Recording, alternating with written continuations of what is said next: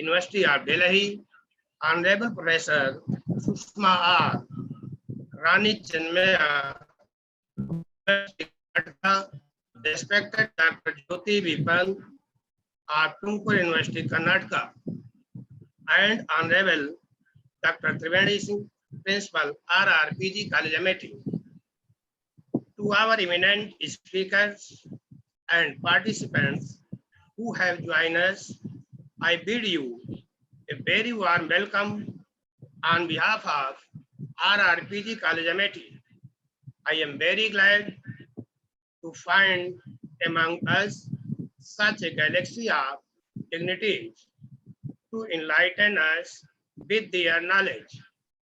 I would also like to welcome IQAC Coordinator Dr. Onshu Pandey, Convener Dr. Kshabarnath Tiwari, Co-Convener Dr. Lajo Pandey, Dr. Ram Sundar Yadav, Dr. Pawan Kumar Pandey, and all organizing committee members, along with all team members of this program.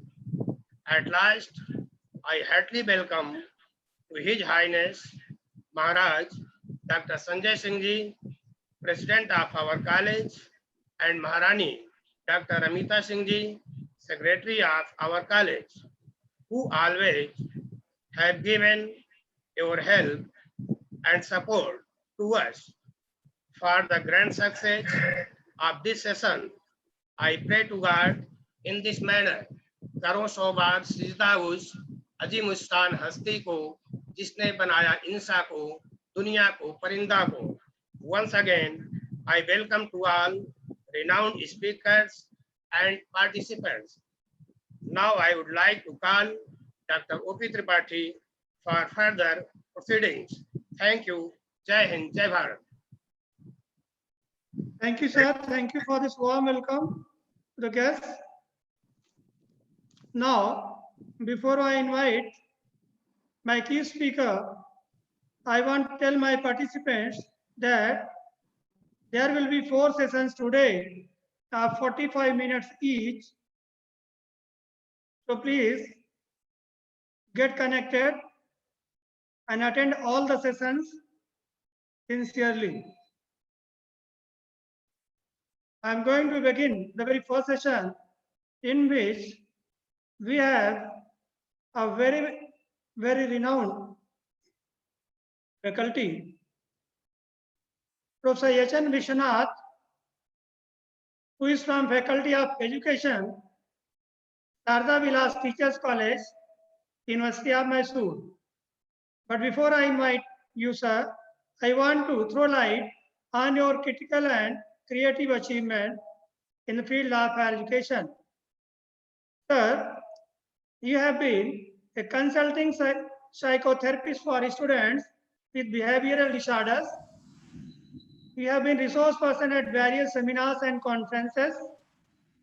You are a member in many bodies and boards like Regional Institute of Education, NCERT.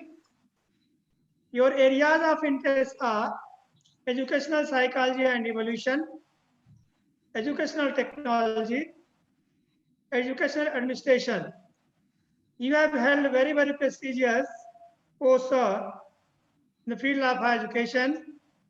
Now I humbly request you to please come and enlighten us by your lecture on the topic cultivating positive attitudes and values. Professor H.N. Vishwanath, sir. Hello. Hello, sir. Am I audible? Am I audible? Sir, definitely you are audible. Please, sir. Oh, thank you. Thank you. Very kind of you. Good morning to all of you.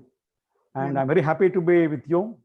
And my hearty compliments to Ranveer Rananjay Postgraduate College Amethi, and especially to Tripathi sir for having given me a chance to be with all of you. And me being a Mysorean, a South Indian, would always like to join anybody from the other states, and especially from North Indian states. And my heartfelt compliments to all the participants. And once again, I'm very thankful to Tripathi Saab and all the management committee members of the Ranveer Ranjay Post Graduation College, Amethi. Today I have been sharing my ideas on what is professional excellence and how to cultivate positive attitude as well as good values which can take us to reach the level of expectations of the society, that is excellence in our profession. And you know very well, being a teacher educator, I always keep telling all my friends, all my students, that teaching is a profession and one has to develop professional excellence. So in this context, we need to develop certain qualities, certain values, certain principles, and how to reach that level of professional excellence. So I have been given around 45 minutes, which is not at all enough, but still I would like to have a kind of a kind of just throwing a small amount of light on these issues. Now, what are the qualities of excellence? Now, basically what excellence is. In my opinion, excellence means doing something, doing something in extra quality, doing something better than how we have done it earlier. So basically the meaning of excellence is excel yourself in the execution of certain things. So professional excellence means any profession requires certain kind of competencies, at least at a basic level. And if you are in the profession, you need to improve those competency levels every day, every moment, every minute, and every trial. So reaching professional excellence means getting into the clutches of what? Excellence by way of improving the quality of our execution. It is a desired quality of execution of a particular job. So in this regard, let us have some slides. I think I have shared some slides to the party, sir.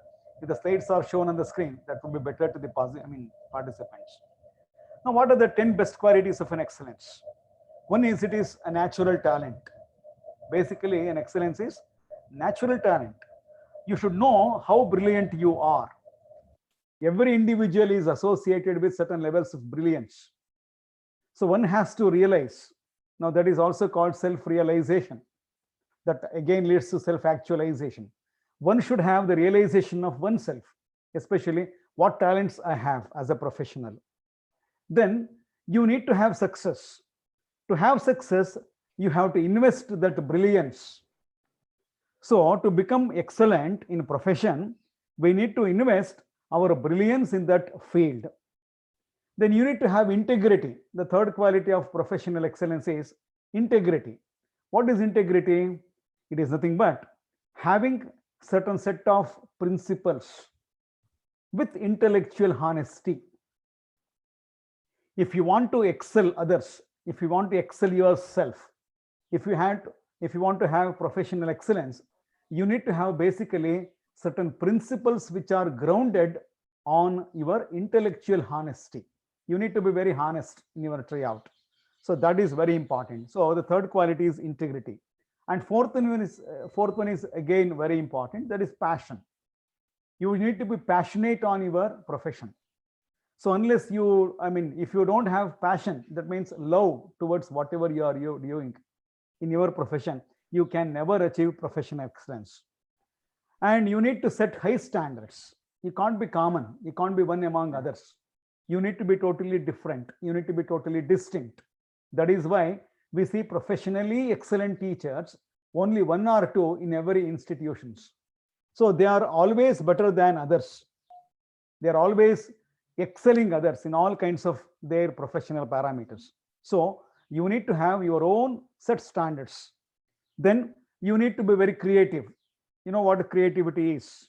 You need to be very innovative, trying to do the things in a different way, trying to be novel, trying to do something totally in a different way, totally it should be on the basis of your critical thinking and creative thinking, not one among others, being different.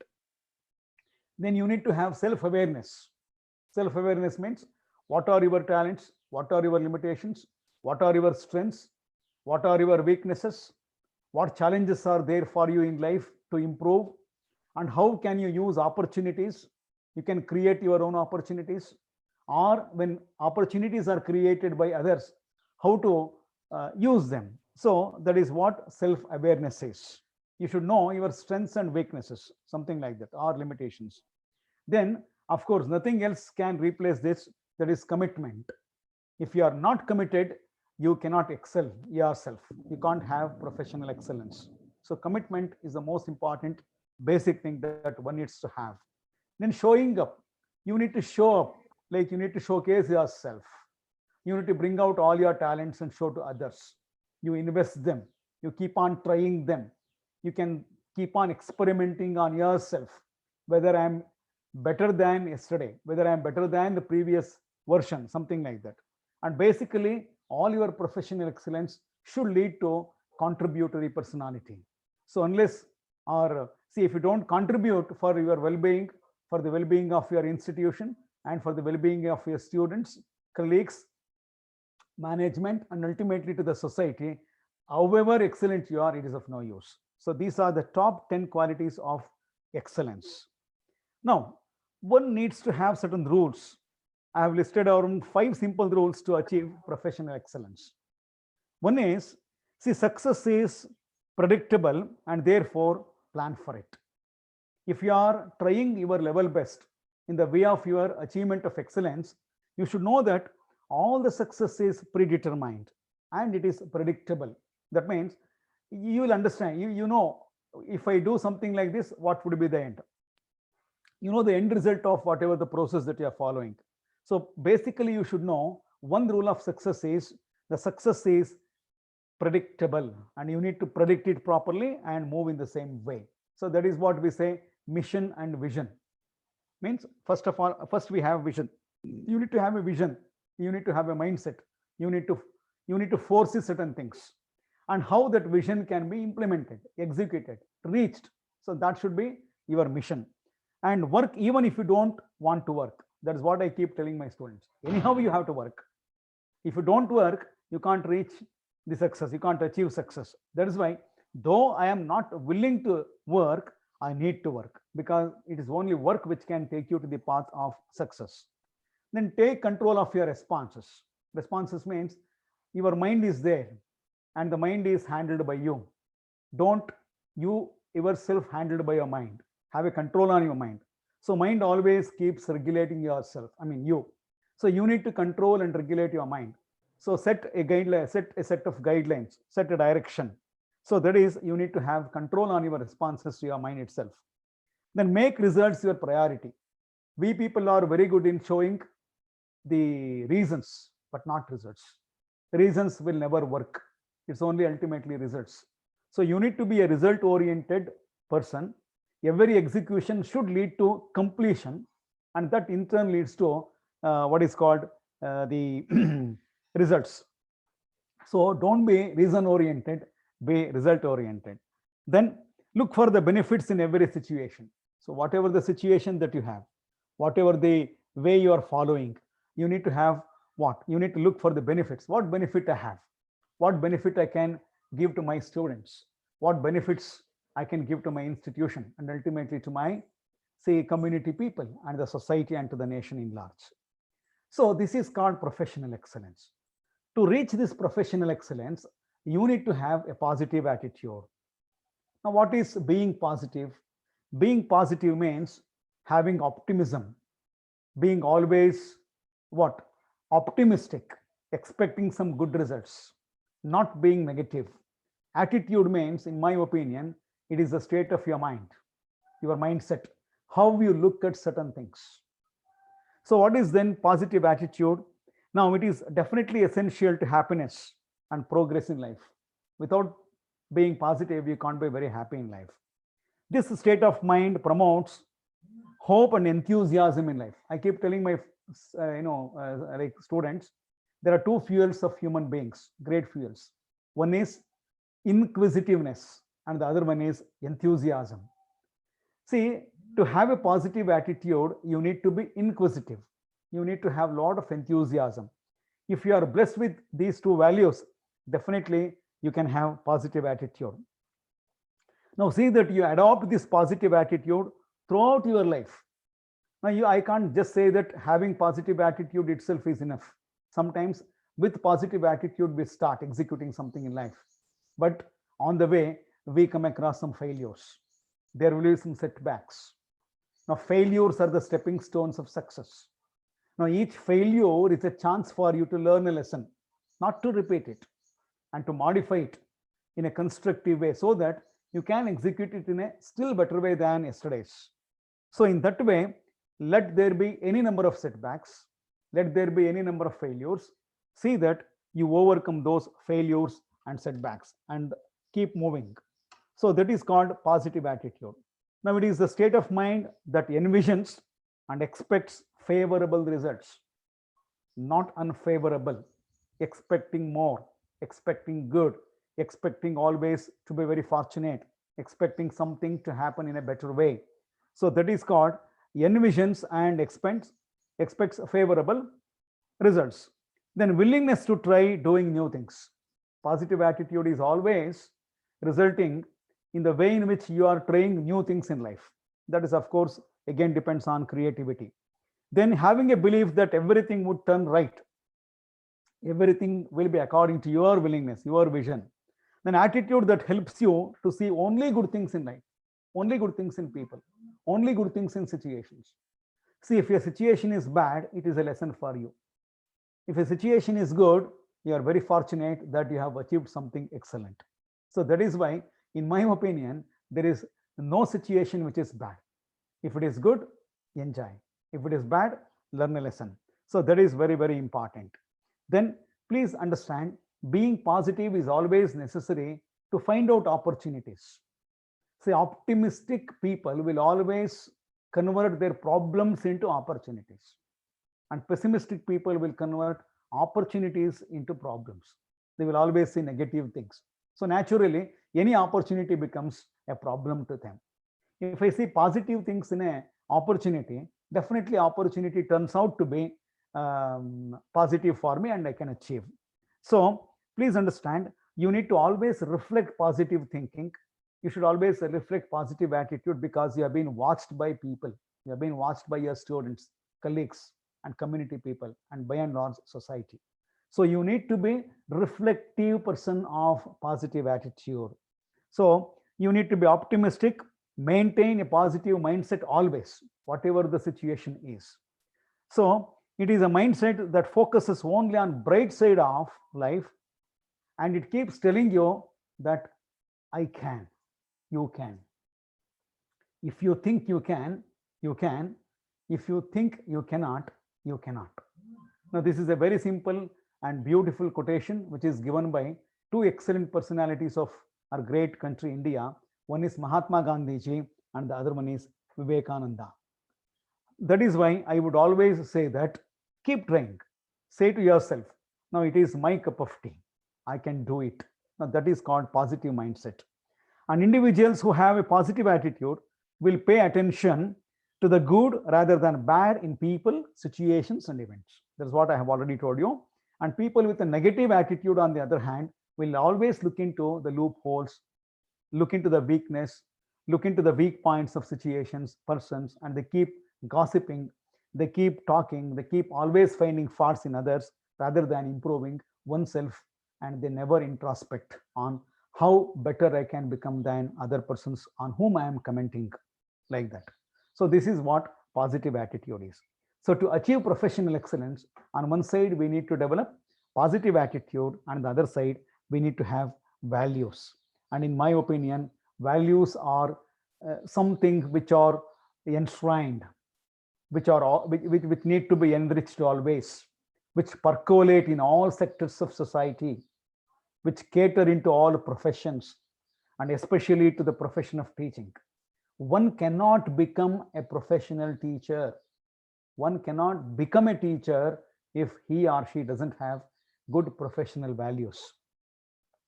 A value is something which is based on a principle. A value is something which is always constructive.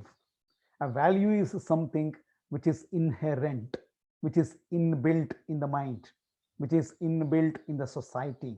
And some of the values are hereditary, and most of the values are acquired from the environment. So whether it is hereditary or acquired, they need to be nurtured. So for that, professional values are very, very important to have professional success. So these are the individual beliefs that motivate people to act one way or the another, so that they always execute based on certain set norms. Please remember, these set norms are always based on the beliefs, individual beliefs, which are nothing but the values. And these professional values are nothing but principles that guide decisions and actions in our career. See, many a times, every day, every moment, we need to take certain decisions.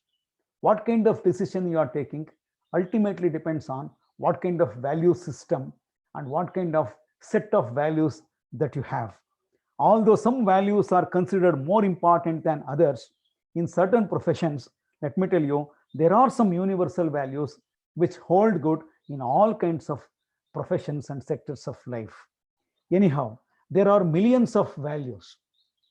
We know only thousands, but we are very much aware of only hundreds. And we practically execute around 20, 30 of them in our profession. So keeping profession in my mind, I would say that there are certain values which are very, very important. One being honesty. Just 10 minutes back, I said, see, intellectual honesty is very, very important. One needs to be honest intellectually.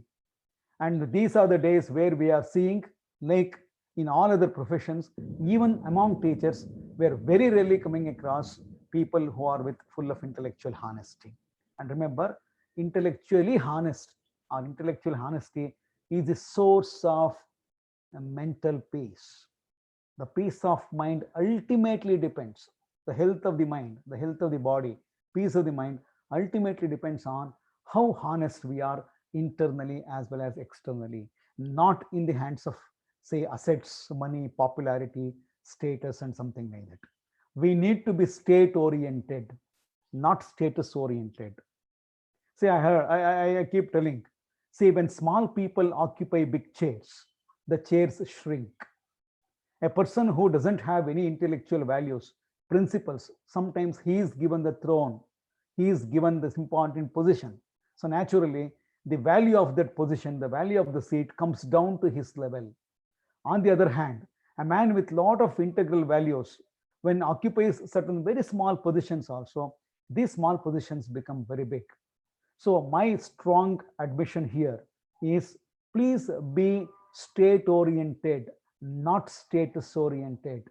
What you are is of course practically important in this kind of corporate world, but how you are is very important. And in my opinion, between state and status, state is very important because the state ultimately leads to status.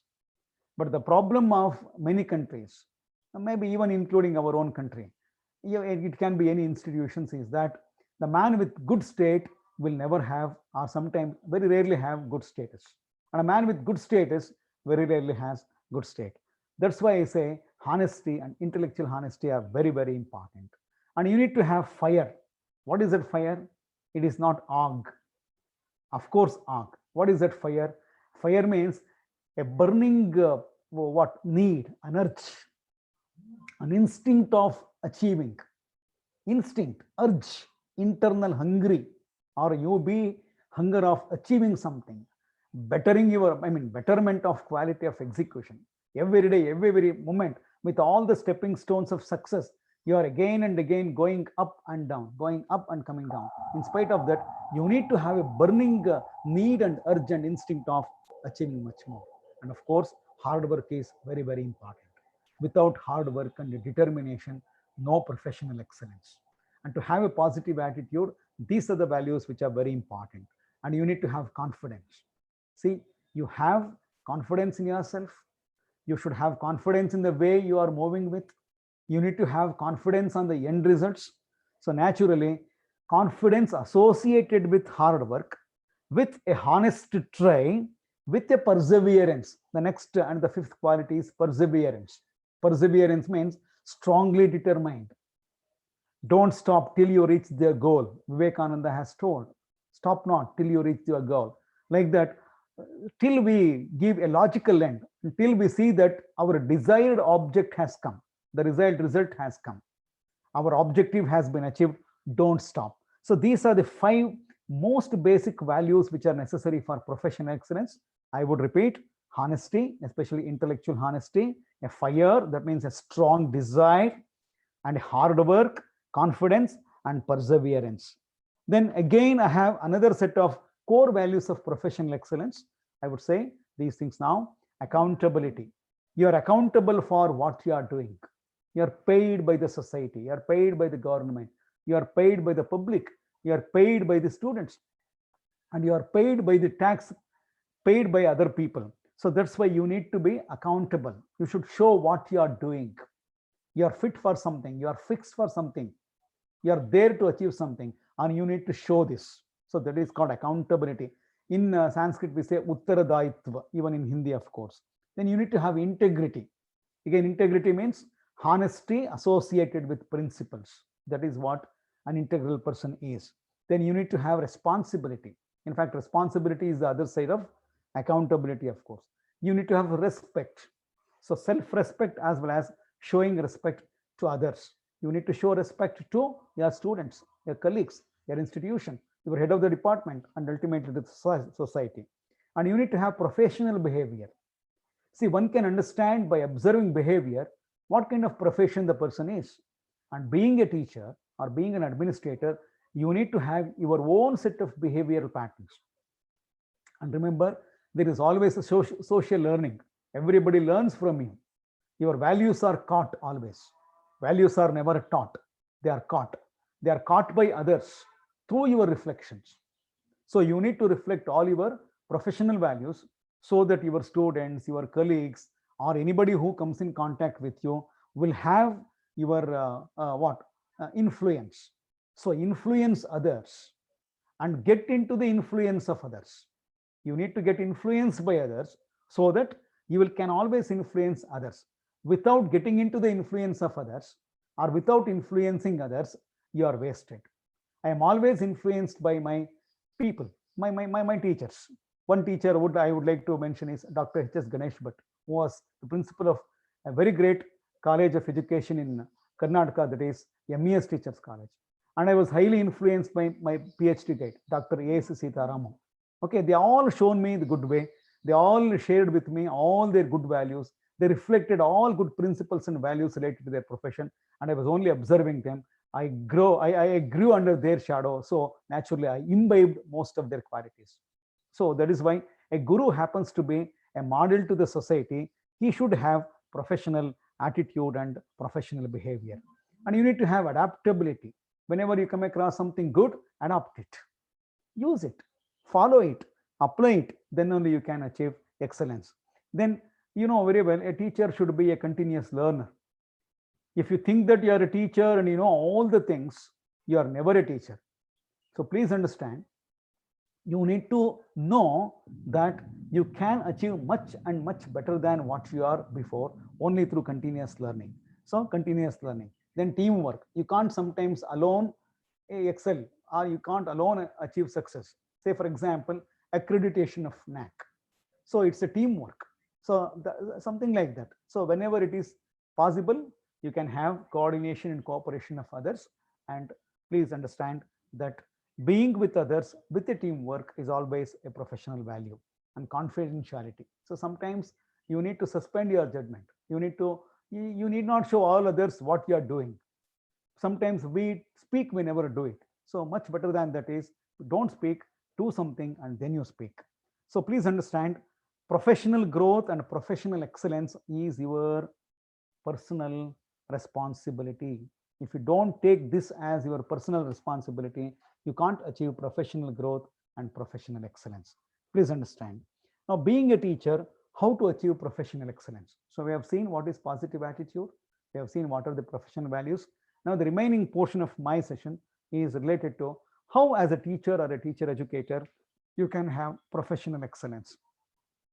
Now, you need to have competence of content as well as pedagogy. So if you are a teacher, you need to have 100% competence of your content. If anybody comes to you with a doubt, immediately you should be able to solve it, clear it, and you should be in a position to give most authenticated and clear information. You can't give wrong information. Now that is called content authority or content competence. Then the second one is a teacher, if he or she is good only in content, it is not enough. The other dimension of teaching, a very good teacher, is pedagogic competence. What is pedagogy? It is nothing but the science of methodology of teaching. What to teach, how to teach, how much to teach, where to teach, what methods I should use, how to introduce my lesson, how to use my audio-visual aids, how to use Blackboard, what kind of experiments I do, what questions I should ask, what evaluation strategies I need to apply, and how to motivate my children, how to draw curtains down at the end meaningfully, what follow-up work I should give, and how to develop bondage with students. So all these things are coming under what is called pedagogy. Pedagogy means the process of teaching, the way of teaching, and content is, of course, the knowledge base. So a teacher, if he or she has to have professional excellence, definitely he should possess content and pedagogy competence, which are the integral part of what teaching profession is. Then I always keep telling my friends, my colleagues, and my students that if you are always enjoying being in the comfort zone, you cannot achieve anything. No, please don't take it for granted. That achievement is always there for you. Sometimes by luck it may happen, and sometimes through illogical, illegal methods you may have some achievement, which is not, in true sense, not at all achievement. So for that, you should always come out of what is called homeostasis. I have seen most of the people, there is a saying in Indian context, people work till they are employed, till they get employment. When once they are employed, they stop working. Especially we speak of what is called job security. Okay, government jobs or jobs in aided, say, colleges or something like that. Now, it's an opportunity for you to serve the society. It's an opportunity to know what you are. See, any status, please understand, that should be taken as an opportunity or a chance to serve the mankind. For that, you need to work hard. So come out of what is that comfort zone. Don't be homeostatic. Homeo, same. Okay, static state. You are in the same state. You can't be in comfort zone always. You need to come out. You need to work hard. So, if you don't come out of comfort zone, you can't achieve anything. Then again, you need to know you can do anything. That's very important. Positive mindset. So knock the T off I can't. You write the word I can't. I-C-A-N-T. So you remove that T. So what is left? I can. So don't have I can't, you say I can. So for that, you need to have professional excellence and commitment. So it's a desired quality of job performance with respect to education and training. So professional excellence is always told in terms of teacher effectiveness, and teacher effectiveness is always due to competence. And what is teaching competence, or what is professional competence?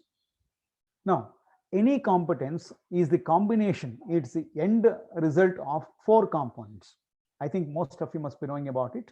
Competence is A plus B plus C plus D. A is knowledge. So you need to have knowledge. Then you need to have skill.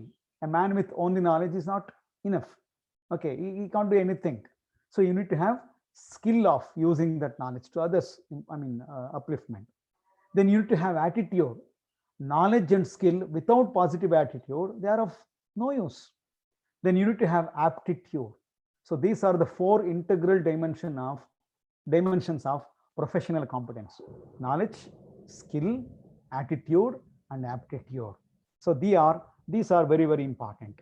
Now, as far as teaching is concerned, you know that it is a process, and most of the people feel that teaching is a process of completion of portions.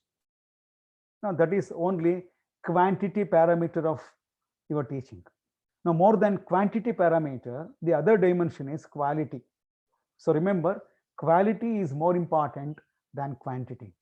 It is ultimately the quality of your teaching, quality of your performance leads to success.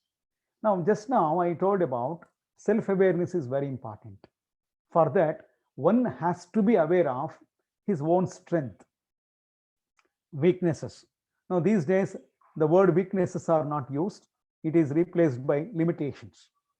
And there are some opportunities for us to convert all our weaknesses or limitations into possible chances or strengths.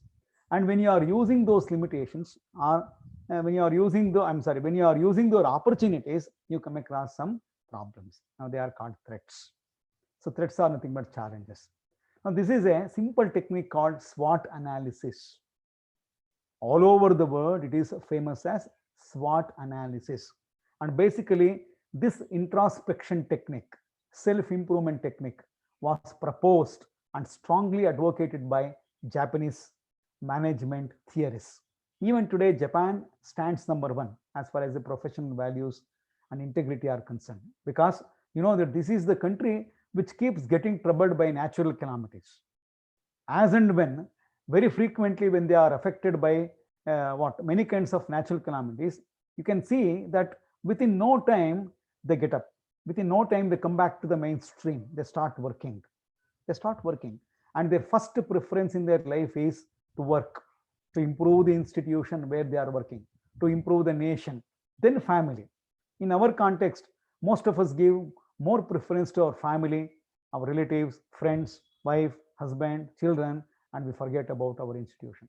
So that is why I keep telling my students, you need to have 3 dimensions: 33, 33, 34. Now 33%, you please work for your family. That is always important, because if you are not happy with the family, you can't perform well in your institutions where you are working. So 33% family, 33% institution, because you are getting salary from the institution. You are living because of institution. You are feeding your family because of your institution. And another 34%, both your family and institution, they are a part of what society. So as a teacher, you are expected to serve your society. 33% weightage given to the family, 33% weightage given to the school, college, or institution, and 34% weightage should be given to the society, because ultimately it is society that determines your family as well as your professional organization. That's why, my friends, please understand that understanding your strengths is very important. Now these days, this SWOT analysis is replaced by SLOC analysis. Yes, WOT is replaced by SLOC, SLOC. Yes, strength. Strength means something which is positive in you, which you are aware, and many people are happy about you because of that quality. And weakness is a negative quality in you, because of which others do not like you. So what are your strengths? Your strength may be using audiovisual aids. You may be very good in research, and you are very positive. All these are called strengths. Weaknesses, on the other hand, you are professionally jealous of others. You are doubtful on others. You are a fault finder always, and you are always in homeostasis. And you are a very slow and sluggish person. You don't want to work, but you want achievement. You want regards. You want status rather than state. Okay. So all these things are, what is that, weaknesses. Limitation means something which you know that it's a weakness, but you can't come out of it. Say, for example, you are very creative. You want to achieve something, but your institution may not have good resources. So that can be a limitation, like that. And life offers so many opportunities for us to convert each limitation into an opportunity. So use those opportunities. For example, if you're not good in English, learn English. Find out what opportunities are there for you to learn English. If you're not good at using computers, so learn what are the ways in which I can attain computer literacy and functional computer competencies. So all these things are very, very important. And threats are always there. Challenges are always there. And challenges bring beauty to life. If your life is not with challenges, you cannot grow stronger. You cannot become stronger. Then I have something called achievement cycle. If you want to achieve certain things, basically you need to have what is called curiosity. In the beginning itself, I told you inquisitiveness. Okay, that curiosity always get you a lot of interest. If you don't have curiosity or inquisitiveness, you don't get interest. Then if you have interest, you start working. So to start working or to work, you need to have curiosity added with interest. Now, curiosity leads to interest, and with interest you start working, and that work which is bubbled with interest and curiosity will always give you a lot of joy. So that is called professional happiness. That's why I keep telling you, find out a profession which is joyful to you, derive joy, derive happiness, otherwise don't do it. So live you love what you do and do what you love, and enjoy your profession. Definitely any challenges will become very easy to face in your profession. So the work leads to joy, and definitely joy is the source of energy, and energy gives, the combination of all these things leads knowledge, and knowledge is gained. Further you have some more thinking that leads to other research work, that is other curiosity. So this is a cycle. So curiosity, that leads to interest, and that leads to work. Work gives you joy, joy gives you energy, and ultimately you come out with new knowledge, and that furthers your curiosity. And my dear friends, another thing which I would like to share is professional excellence. The word starts with P. P for professional excellence. That is the combination of 5 other P's. What are those 5 P's? One is passion. In the beginning itself, I told you. Love what you do. Without love, without intimacy, without a passion, don't start doing any work, because it is a base. It is something, it is a force that keeps you on doing and trying, even though you are having number of drawbacks or setbacks. So passion is very, very important. So first stepping stone of professional excellence is passion. Then only passion is not enough. You need to have planning. So passion, then have a good plan. There is a saying you must know, if you don't plan, you will never have success. See, if you fail to plan, you are planning to fail. I hope you understand. If you fail to plan, that means you are planning to fail. So planning is very, very important. Then preparation. Only passion and planning are not enough. You need to prepare well. See, vision, you have a vision. You start preparing. You start making yourself ready for certain things. Then patience. So patience is very, very important. See, all the discoveries in the, in our history or in our life, they are the results of what? Honesty with patience. 100 times, 1,000 times they have tested with a lot of patience, and ultimately they have reached the success. So patience is very important. And lastly, we have perseverance. Perseverance means strong-mindedness, strong, determined state of mind. So professional excellence is a combination of 5 P's: passion, planning, preparation, patience, and perseverance. If you combine all these 5 P's, you will have a big P, that is called professional excellence. And again, my dear friends, you need to augment all your capabilities. Your attitude should match, your ability should match, your interest, vision, enthusiasm, energy, all these things should match. If one pulls in one direction and if the other thing pulls in a different direction, you can't reach the goal. That means your vision should be followed by your enthusiasm, and that is followed by your interest, that is followed by your joy. That is, when all these things are moving in the same direction, we say that there is augmentation of all these internal forces that leads to ultimately have professional excellence. Then 7 more things which I would like to share with you, dear friends. These are, say, very, very important and universally accepted values that you need to have. One is, of course, I've already told you, enthusiasm, and second one is fluency. What is fluency? In language context, we say fluency is nothing but using of vocabulary. Now, in the other context, fluency means having many solutions to a single problem, having many ways of doing the same thing. So fluent means if somebody comes to you with a problem, you need to tell them 100 different solutions. You need to give them extra. If they ask you answer for a single question, you need to be prepared for answering for the sub questions also. So fluency. Industry. Industry means you need to be an industrious worker. Always work. Keep working. Each minute is a chance given by God. And time is the best gift of God. Each minute counts in life. When you go to your institution at 10 and come out at 5, 10 to 5, please understand, you need to work only for the benefit of your students, only for the benefit of your institution.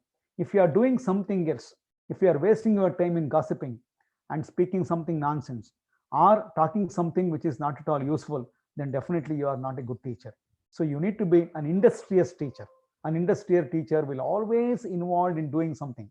Either he will be teaching or he'll be busy in preparing some slides, preparing some research materials, preparing some articles, or be in the library studying and referring some journals, and keep talking to the students and think only about what best in the profession that I can do further. So that is how you can be involved totally, and then you will be called an industrious teacher. Then there is an element of neatness.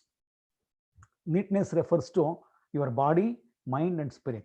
Body, physically, you need to look very neat. And your room, your table, your chamber needs to be very neat. And any products that you prepare, that should be neat. So neatness is very, very important because it is an attitude that is reflected. It is a value. It is a value. So cleanliness is godliness. Cleanliness of mind, cleanliness of the body, and cleanliness of your workplace, they're all very important. And the next value is originality. You need to contribute of your own. You can't follow only always others. You can't go on consuming the goods prepared by others. You can't be a consumer always. You need to be a producer. And you know very well about constructivistic approach. So NCF 2005 has given a very good guideline that a teacher has to follow constructivistic approach, wherein students have to learn on their own, of course, with the cooperation of teachers. So you need to have originality, make the students think in a different way, contribute your original products. Then adaptability, I have already told about adaptability. Then thrift. Thrift means you need to be economical. Speak less, communicate more. Talk less, reach more. Invest less, gain more. Use less time, achieve more things. Use less resources in your institution and gain more things for your institution. So these are called the professional competencies which are necessary to become highly successful. Then see, you need to have another principle called ABCD principle. So priority areas, key priority areas, KPAs. If you want to achieve professional excellence with a positive attitude and a set of values, you need to decide what is more important, what is most important, what is less important, what is least important. So for that, I can suggest you a small game which you can try out in your schools and colleges. Take a vessel and give your students 4 articles, 4 materials. One is sand, then small stones, big stones, and water. 4 materials and a big vessel. Big stones, small stones, water, and sand. And give them a rule. The rule is very simple. They have to put all the 4 materials to the vessel. All the 4 should be used. And they should be placed in the vessel one after the other. And remember, when you put something to begin with, it should be fully filled. You should put it to the fullest extent of the vessel. Then put other things. And another rule is nothing should get wasted. Nothing should expel. So these are the 4 rules. Use all the 4 materials one after the other. Follow your own sequence. Then see that you are going to fill the vessels completely and see that nothing is wasted. And ask the students to sequence the material. What is that first material that they are going to put into the vessel? Is it sand? Is it water? Or is it big stones? Or is it small stones? So 1, 2, 3, 4, something like that. Ask them what they would like to put in the beginning. And I need not tell you the answer. Of course, the best way is to put 3 or 4 big stones, then small stones which occupy the small spaces in between, then sand which occupies the small micro spaces between small stones, and water that can fill the micro spaces between sand particles. That means you should have, to achieve excellence, you need to have big goals, big dreams, 3 or 4. Then all other things take care of themselves. So please understand that these are very, very important. I don't know what time I am supposed to stop. Tripathi ji, now it is 10:50. Can I continue or can I stop? Continue, sir. You can continue, sir. Okay. Tell me when exactly I need to stop. Okay. Is it okay? Okay. How many minutes more I have? Just 10 minutes, sir. Another 10 minutes. Now, fine. Now, can anybody tell me the difference between two? I mean, I have a picture. I don't know whether the slides are being shown on the screen. Okay, a beautiful picture has been sent by me. Sir, See, yes, you can, sir. there are slides. So there is a slide called Find the Difference. Can you see the slides? Are the participants seeing the slides? Yes, sir. You can share your Oh, slides. okay, okay, thank Yes, you. sir. Okay, okay, As thank you are you. the screen, sir, you can share your slides. Thank you, thank you. I can show the slide like this. Yes, sir, sir. Ask, Okay. excuse me, sir. Now, yeah, there are two circles here. Actually, one is a circle and the other one is zero. How do you convert a zero into a circle? What is the difference between a zero and a circle? Circle is nothing but, see, the arrangement of points in a circular manner which are equidistant from the central point. So the point that is kept in the center gives the picture the status of a circle. Now, what is the point of a circle that can be compared to your life? The whole life of yours should be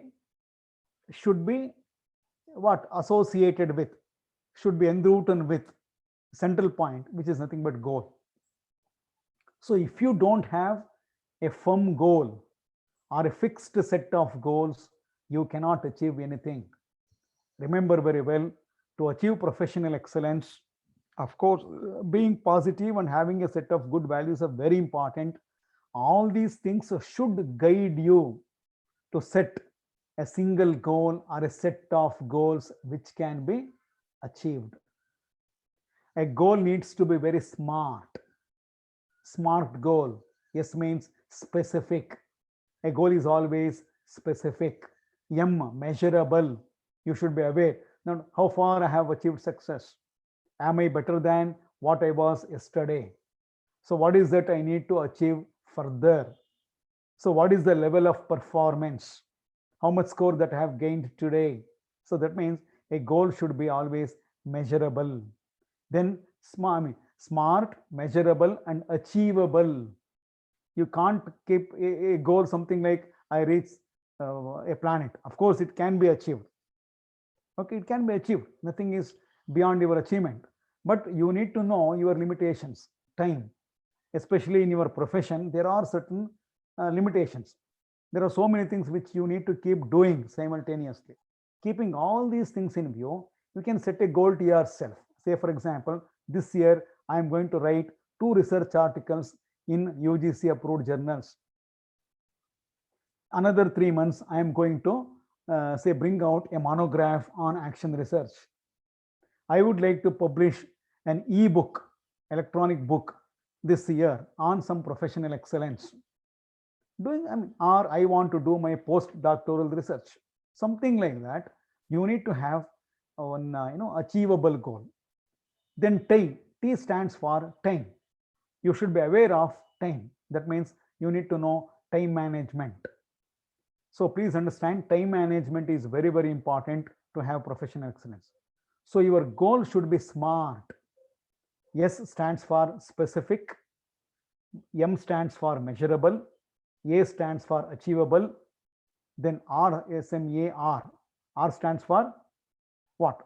SMART, smart goal. Is it reachable? Something like that. T stands for time. So your goal should be smart goal. Now, time management is very, very important. In fact, it is a value. You have to value your time. And time, see, a person was asked, what do you have? Who are you? He said, I am this and this. No, it is not that. It is not you that. Then what do you have? I have got my home. The home is not yours. Somebody has given it to you. You have earned it from society. Ultimately, he said, I have got my body. The body is not yours. Sir, Because, yeah. may I please request you to please conclude your lecture so that we may conduct a question session. Okay. Last 5 minutes. Last 5 minutes. Okay, sir. So Okay, sir. ultimately, it's my body. No, your body is not yours. After your death, they are going to burn it. Then what is it you have? So the person thought so many times he could not get the answer. So ultimately, the answer was, what is that moment that you have right now? That is only yours. So the time or the moment, each moment is so valuable. In fact, it is invaluable. It is a gift of God. See, a gift given by somebody has to be used properly. Otherwise, we are insulting the giver. And God has given you the best gift of life, that is time. And especially my sincere suggestions to all the young faculty, those who have come now, and even for any faculty who is getting retired even today, that please use the time properly. Ultimately, your saga of success, your journey of success, what you will be on the other side of your life is decided by how you are going to spend your time. So have time frame, and within that given frame time or time frame, you need to achieve a lot. So my dear friends, in fact, I can give you quite a number of illustrations, and 45 minutes or 15 minutes is not enough to give you illustrations. In fact, I'm ready with the illustrations, but my time has come to an end. And I thank the college, the management, and Tripathi ji for having given me an opportunity to be with all of you. I hope all of you enjoyed my session. Thank you. If you have any doubts, you can just ask me. Thank you, sir. Thank you, sir. Thank you, sir. Thank you so much. Now this is the question hour. Of just 5 minutes, 1 or 2 participants can raise their questions. You can unmute yourself. Those ones who want to raise questions, they can raise it by unmuting themselves, please. Is there any query from anyone?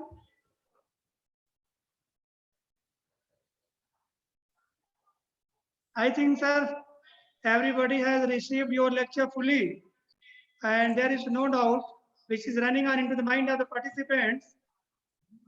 You have delivered very valuable and influential lecture, sir. Okay.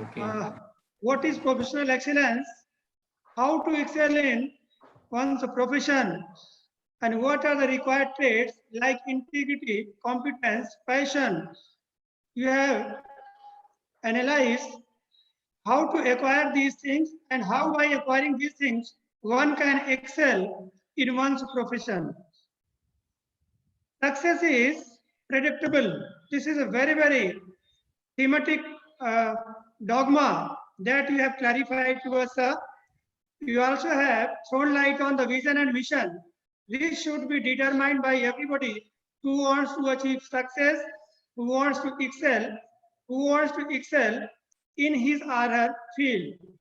And the very important aspect which has been told by you as to be the important one, that is having positive attitude. Positivity plays a very important role in the success of any human being. A man of positive attitude can tackle even the worst situation in his life. And it is very unfortunate situation, sir. We are endowed with negative thoughts.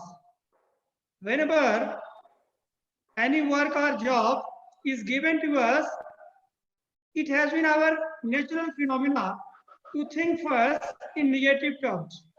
The right thing is that we can do that work very easily if we start thinking positively. And it is the health of the body. Thinking positively and always be ready to do the work can maintain the health of the body. It depends on how honestly one is handling or performing the job. And we all are in a state of inertia. I think the participants will be getting it. And we should try to come out of it, always having positive attitude and always being very dedicated to our institution, to administrative authorities. We can do well to our students, to the college, and to ourselves. You also have told us, sir, a guru has to cultivate professional behavior. Very important thing, sir. And I think a teacher or the faculty members are well acquainted with all these features, but you have enlightened them, you have enlightened us, you have laid the kind of stimulus which is very important to just cultivate these professional behaviors. Teaching also A teacher also learns while teaching students a very, very new phenomena. And whenever we apply this thing, we can enrich ourselves, we can enrich our extent of knowledge. And then once we have started doing it, we are sure to just satisfy our students, and we will never feel any kind of sense of dissatisfaction in our life. Very, very motivational lecture by you, sir. Never to look back is another very, very important phenomena that has been discussed by you. We very often look back and we become dissipated. We become very, very pessimistic. So very nicely you have instructed us to always be very, very positive. And by cultivating all these very, very nice and beautiful things, our faculty members, we basically can be successful in cultivating professional happiness, which is the ultimate goal of our profession. Thank you so much, sir. Thank you, sir. Now we are moving towards our another session in which we have very key speaker, Professor Subhash Chandra from Department of Education at Central Institute of Education, Delhi. But before I invite you, sir, I want to throw light on the academic achievement which you already have possessed. Sir, you have done your PhD on inclusive education from Central Institute of Education. You also have published various research papers in national and international journals. And you also have completed many research projects which have been sponsored by the recognized bodies like University of Delhi, ICSSR, and MHRD. As far as your area of research is concerned, I want to tell my participants, it is science education, inclusive education, and educational technology. So, with this piece of information, I humbly request Professor Subhash Chandra to please come and deliver your lecture to us, sir. Thank you so much. First of all, pranam, namaskar to all the participants here. And thanks to Tripathi ji and the organizers of this faculty development program. I hope all of you can hear me clearly. Yes, sir. Yes, sir. We are getting your Thank you mic. so much. Thank you. And it's a wonderful opportunity for me to interact with all the participants and the topic, because actually it's a very short duration of interaction. I will jump straight to the topic. क्योंकि topic एक बहुत ही relevance रखता है आज के समय में. I will share my screen if you can. Okay, sir. I have shared the screen, sir. You can share your slides, sir, please. Thank you so much. I hope the slides are visible now. Yes, sir. It is visible to us, sir. Thank you. All of us are aware that the current situation has driven all the teacher and students, and in fact all the education community across the globe to a mode which is which has been promoted for years, but suddenly with this change, what we have learned is very quickly is how to use technology for teaching learning process. But what has happened in this current scenario is that there are some challenges also which has emerged. I will talk about these challenges first. See, what has been observed in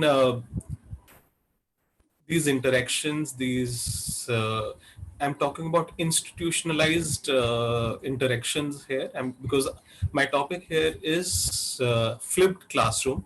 I will come back to the topic I will come back to the concept of flipped classrooms. But before that, I just wanted to give you some orientation towards what I will be talking about and what is the basis of my topic here today. See, what I observed in the institutional setups, चाहे वो school हो, विद्यालय हो या फिर colleges हो, दोनों को ही मुझे ऑब्जर्व करने का समय मिला पिछले 2.5 महीने से.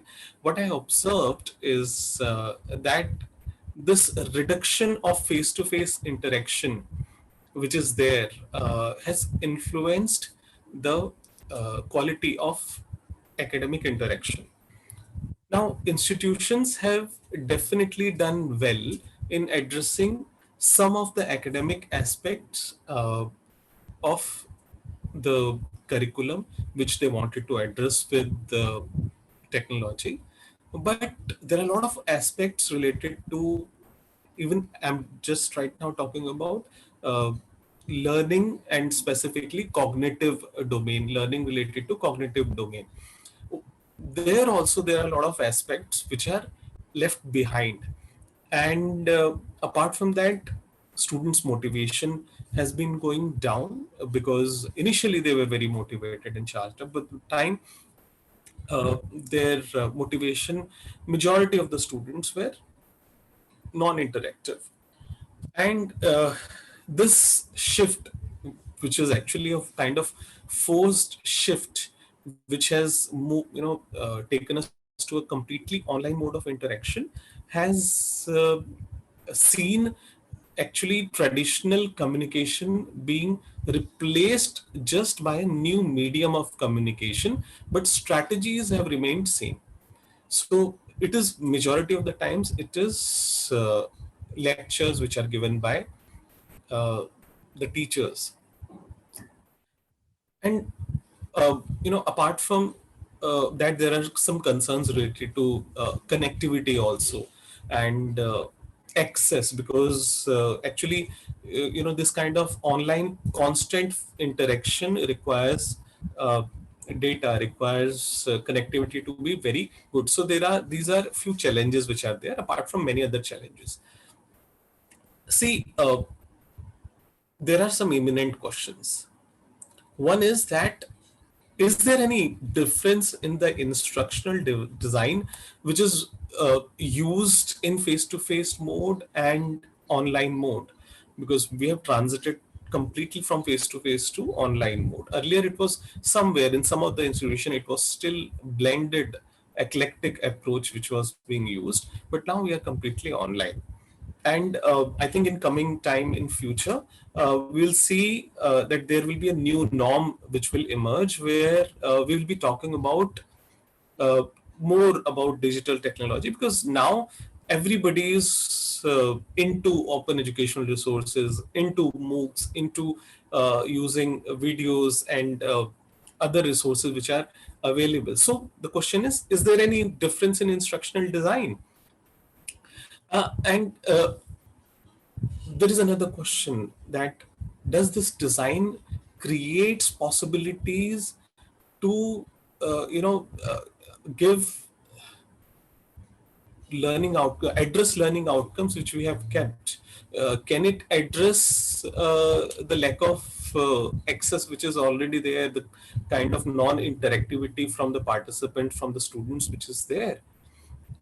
कहीं हम कहीं फॉल्टर तो नहीं कर रहे, कहीं हम कोई गलती तो नहीं कर रहे हैं, एक सिर्फ माध्यम बदलकर हम इंस्ट्रक्शनल डिजाइन को रिविजिट नहीं करने की गलती. तो क्या पॉसिबिलिटी है इस ऑनलाइन मोड से हम कोशिश कर सकें जो स्टूडेंट्स के प्रोसेस स्किल्स हैं, जो प्रॉब्लम सॉल्विंग एबिलिटी है, ability to learn themselves?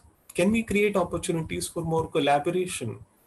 Can we give them chance for being more expressive, being more creative, being more innovative? So we are talking about higher order thinking skills, as well as we are talking about areas which are not covered directly in cognitive domain, which are like expression, creativity, creativity in different sense, and collaboration, sensitivity? Are we not losing these important areas which we have always given importance in this mode of interaction?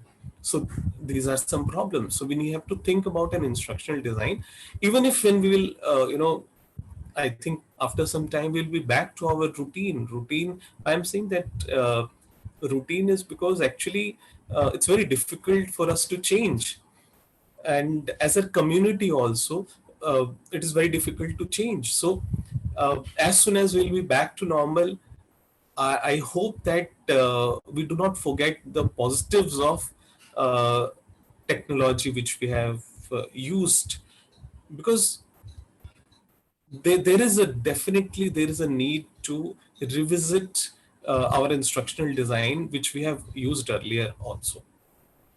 So with these, some of these questions and concern, I'm going to talk about flipped classroom, and I'm talking about a pedagogical shift which is going to be there, and which should be there, and which can happen.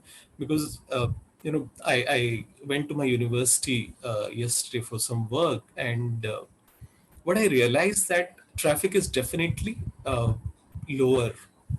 Delhi में traffic कम होना बहुत आश्चर्य की बात है, पर पिछले कुछ महीनों में बहुत कम हुआ है.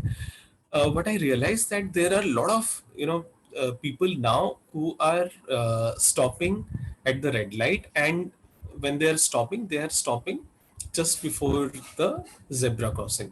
I observed it at some of the red lights, so which I thought that it's a good idea that when we are changing, I wish we could implement positive aspects which we wanted to implement earlier also. So flipped classroom is not something which is solution. First of all, it is not solution to all the problems. It is one of the instructional designs. It gives us opportunity, okay, and this opportunity can be explored later on also when we go back to our uh, traditional ways of teaching. So, what actually flipped learning is, and when I'm saying flipped learning, I'm going to talk about flipped blended learning also, because we need to understand flipped classroom in sync with our other methods which are going to be used. So, what actually is the meaning of flipped classroom? Flipped classroom means literally turning over. Okay. So, what was the traditional method which we used earlier? In our traditional method of teaching, the teacher used to prepare, and after preparation, the teacher used to take the lead and deliver the lecture, or have a discussion in the class. Actually, प्रस्तावना जो दी जाती है वो teacher देता है, और शुरुआत जो कक्षा की किसी कंसेप्ट की, किसी चैप्टर की होती है, वो टीचर द्वारा उस कंसेप्ट को समझाने के द्वारा होती है, उस कंसेप्ट को एक्सप्लेन करने से होती है. And after that the teacher gives opportunity to the students to explore as part of their home tasks. So the sequence is: teacher prepares, teacher presents, then some home task is given to the students to explore beyond what is already learned. So when we talk about flipped classrooms, we are talking about a different, we are completely flipping this method. By flipping, I mean that the exploration part which the student did later in this methodology, in traditional methods, now they will do in the beginning. So teacher prepares, but the teacher preparation will be towards guiding the students to explore first. So let's say the concept has to be started, after a week, or maybe 10 days, or maybe 15 days. It depends on the context. It depends on the teachers and the learners, what kind of mechanism they use. So there are different possibilities. So what the teacher decides here is that, let's say, a week before, I'm giving you an example, a week before, the teacher gives some material to the students. And generally in flipped classroom, why I'm talking about flipped classroom, it's a new concept because we are talking about flipped classrooms using digital mode of learning. Uh, flip, Flipping has always been there, part of a system. अगर हम शायद अपने ग्रंथों में देखेंगे, अपने शास्त्रों में देखेंगे, तो हमें बहुत सारे ऐसे एग्जाम्पल्स मिलेंगे हमारे पूर्वजों के द्वारा, जहाँ बहुत सारे ऐसे गुरु होते थे जो इस तरीके पे विश्वास करते कि जो जो शिक्षार्थी है, विद्यार्थी है, वो पहले चीजों को एक्सप्लोर करें. But with digital mode things have changed. Exploration has become more easier for the students, and with availability of digital resources, Bergman in 2007 actually talked about flipped classroom using digital modes. So using digital resources, open education resources, and physical resources also, the teacher gives chance to the students to explore about the concept. Definitely there will be a planning. The teacher plans और बच्चों को वो explore करने के लिए कक्षा से पहले देते हैं. इसमें एक और तरीका जो ऐड होता है वो ये होता है कि हम उस विषय के लिए कुछ YouTube वीडियोस या फिर self made videos, we promote making your own videos, and these videos can be shared in a common platform. Just like now everybody is using LMS, learning management systems like Google Classrooms or Microsoft Team, etc. बहुत popular हो गया. Google Classroom is free of cost. In fact, अगर if it is not there, we can create a WhatsApp group with students, and if it's school parents also, parents of the students in school. So in these WhatsApp groups, you can share the material which is well sequenced, okay, which is well sequenced, which is shared with the learners. And when it is shared with the learners, they will explore and learn basic ideas like addressing knowledge based, because if we'll talk about cognitive level of learning, there are different levels: lower order thinking skills and higher order thinking skills. What is happening right now is that we are focusing mainly on lower order thinking skills.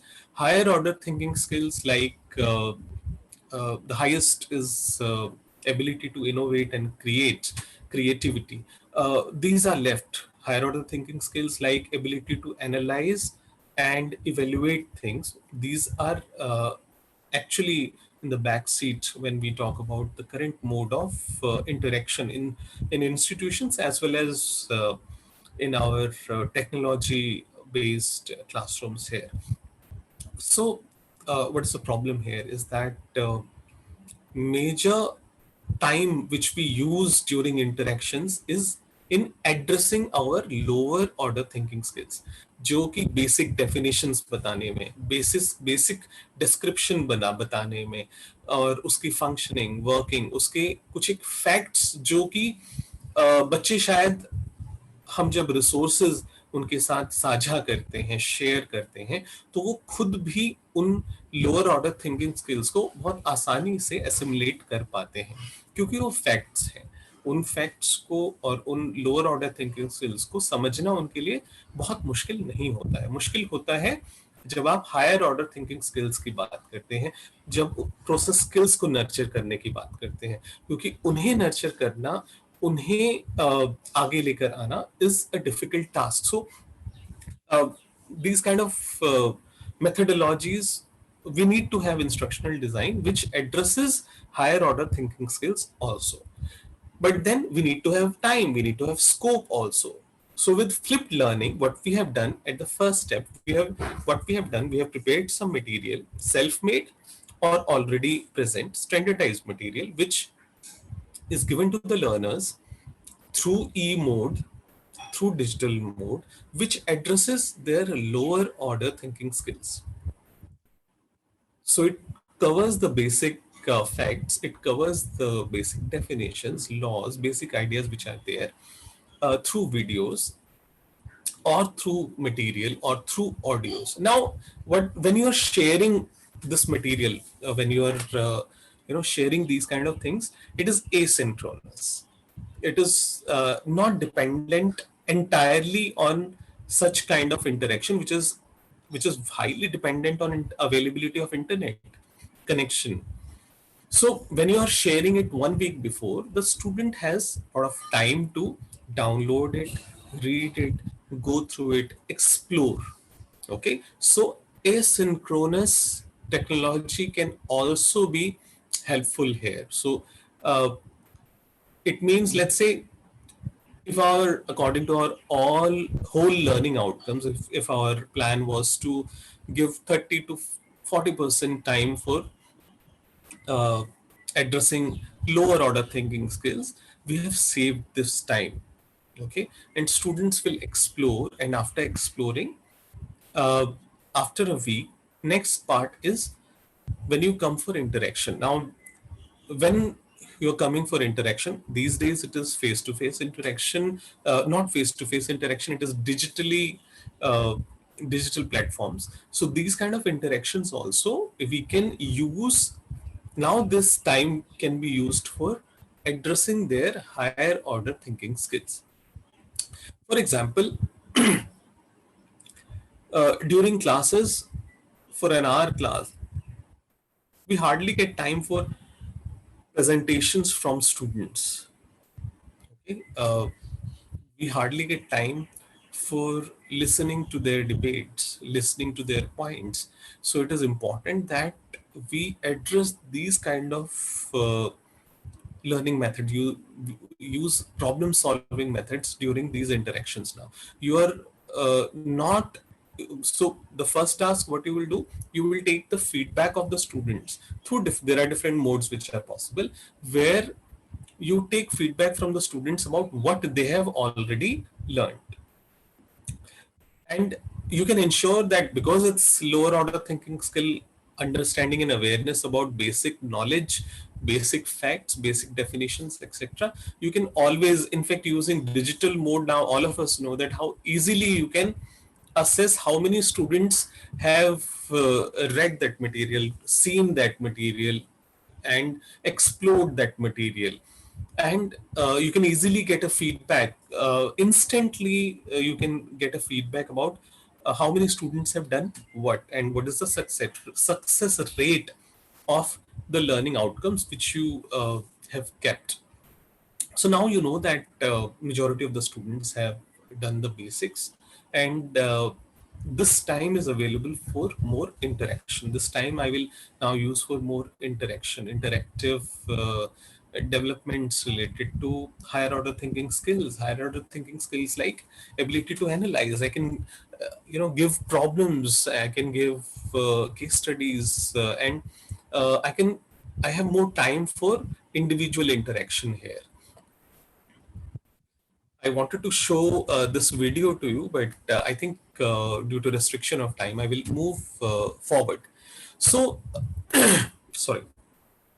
Students have learned in advance some of the parts, and uh, teacher can also, in these two steps, when they have learned in advance through textbook, through curricular videos, through uh, different material which you have given, maybe audios also, because audios can also be, audio files are smaller. So if you're talking about rural areas, if there is a connectivity issue, audio files can be accessed more easily.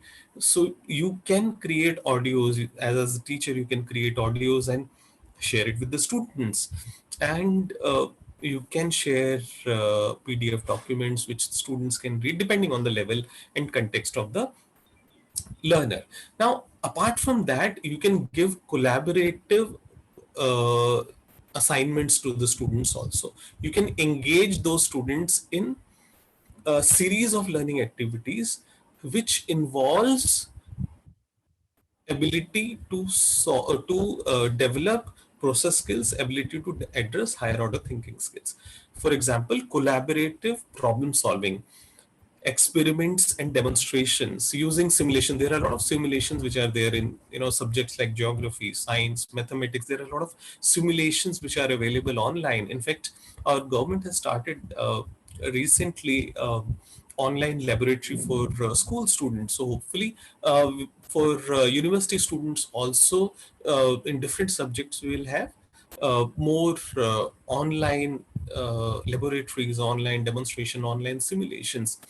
In fact, in social science also, like history also, there are so many possibilities. Geography, definitely geography is much more closer to nurturing process schools than history. So we can give assignments, we can give projects to the students which engages them individually as well as in groups. And after that, as now we have, during our face-to-face interaction or online interactions, we have more time to gauge their individual developments and group presentations and coordination. So this will help in many ways. So as I discussed that there are a lot of positives which we can derive from here, I'm going to give you a small, uh, you know, orientation about how it is done. Because although it's actually uh, the something which generally when we take workshop with the teachers, we almost do it for 2 days. I'm going to give you a very small peek into how flipped classrooms are done technically. So the first thing which we do is plan, and in planning, the first thing is unit planning. And during our unit planning, we take the concept and we do content analysis. Now, content analysis for school subjects is based on the textbooks which is available. But during when we talk about the university level subjects, content analysis will mean writing the subtopics which you are going to address. And majority of the times our syllabus, our curriculum which is there gives those points to us. So as a teacher, I can add subtopics during our in the curriculum. जो syllabus आपको दिया गया उस syllabus में, as an individual teacher also I can add subtopics. So I do content analysis. This is an example of content analysis. I have taken a very simple example for content analysis. Content analysis means you read the text, you list the topics which are going to be covered. So you have, let's say, 20 to 28, 30, 30, 35, 10, whatever, जो भी number आपके पास आता है, जो भी topic आपको लगता है, रिड्यूस करके आप एनालाइज करते हैं, तो you are breaking the whole into parts, and you have those content available to you.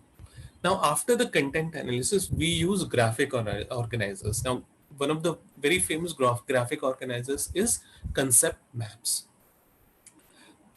What do we do in concept maps? Concept maps में हम जितने भी अलग topics हमारे पास आए हैं, all the topics which we have got, we try to see connection, linkages between these topics, and we make a map how we are going to proceed, from where we are going to start, and from which topic is linked with the other topic, in how many ways these connections can be seen. So we create a concept map so that we understand the linkages which are there uh, in the whole unit, the topics which are there in the whole unit.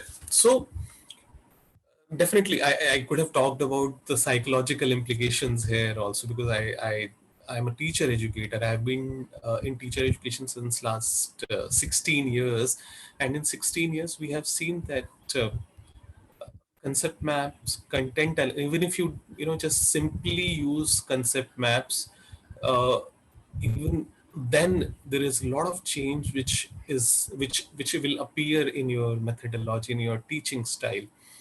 And its impact will be huge in achievement of learning outcomes.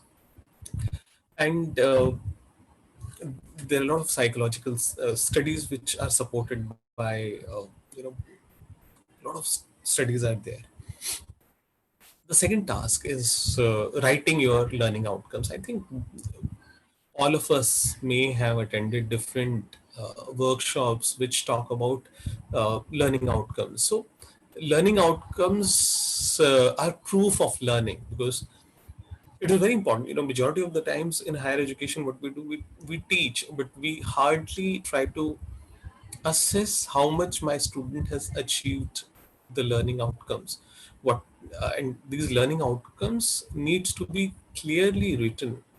And you must have seen during your NAC visits, you must have seen that all institutions were supposed to write organizational outcomes, learning outcomes for different subjects. So it's a wonderful exercise, I must say, and I think all of us as an institution, we must do it, and as an individual teachers, we should do it for our subjects. And when we talk about our subjects, we we will realize that if we talk about cognition or cognitive level, as I said, that all of us may have heard about Bloom's taxonomy. Benjamin Bloom has given a taxonomy on which basically the whole idea of learning outcomes is based. There are other people also. Roger Mager is there. Solo structure of learning outcomes. There are different ways in which learning outcomes are written or given.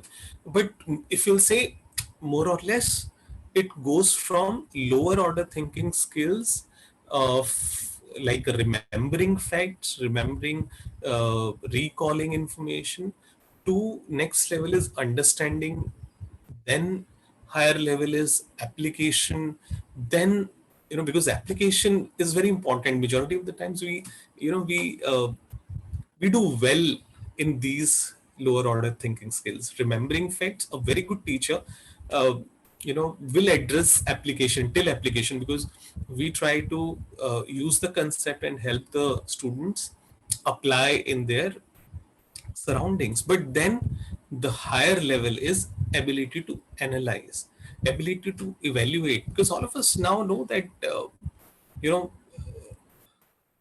multimedia, social media especially, is something which is being misused also rapidly.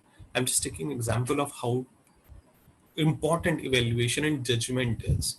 So it is very important that if any information is coming, we can evaluate it with respect to some frame of reference. We need to evaluate it before even accepting the information and assimilating in our mind. It is very important before sharing it, we evaluate the information, because there is scientific process of evaluating a concept, evaluating an information. Because if we are not able to evaluate its basic idea, we will not be able to, we are actually not learned individuals. For example, what is good and bad is a very is a question which is highly loaded question with respect to values. But values generally are also missing in our teaching methodology. Ability to create is also missing in our pedagogy. We rarely have students who are eager to innovate, who are eager to create. Because if you see, बहुत ज़्यादा संस्थानों में और बहुत लोगों से सुनने को मिलता है कि हमारे बच्चे आजकल इनोवेटिव नहीं रहे, उनका इंटरेस्ट सिर्फ चीज़ों को याद करने और फैक्ट्स को याद करने में है. बहुत कम स्टूडेंट्स ऐसे मिलते हैं जो मोटिवेटेड हैं. तो कहीं ना कहीं एज अ टीचर हमें अपनी मेथोडोलॉजी और पेडागोजी को भी देखना होगा, किस तरह से हम अपनी बच्चों के साथ काम कर रहे हैं. क्या हम actually are we working towards helping them create something in our classroom? Are we giving them chance? Are we giving them problems to be solved? So it is very important for us to uh, help the students work on higher order thinking skills also. Give them problems to design, give them problems to construct, change, manipulate things. Manipulation in positive sense, I'm saying about you know a scientific method of manipulation here, not a general understanding of manipulation here. Because when they work on these kind of things, then only they will learn how to create something new.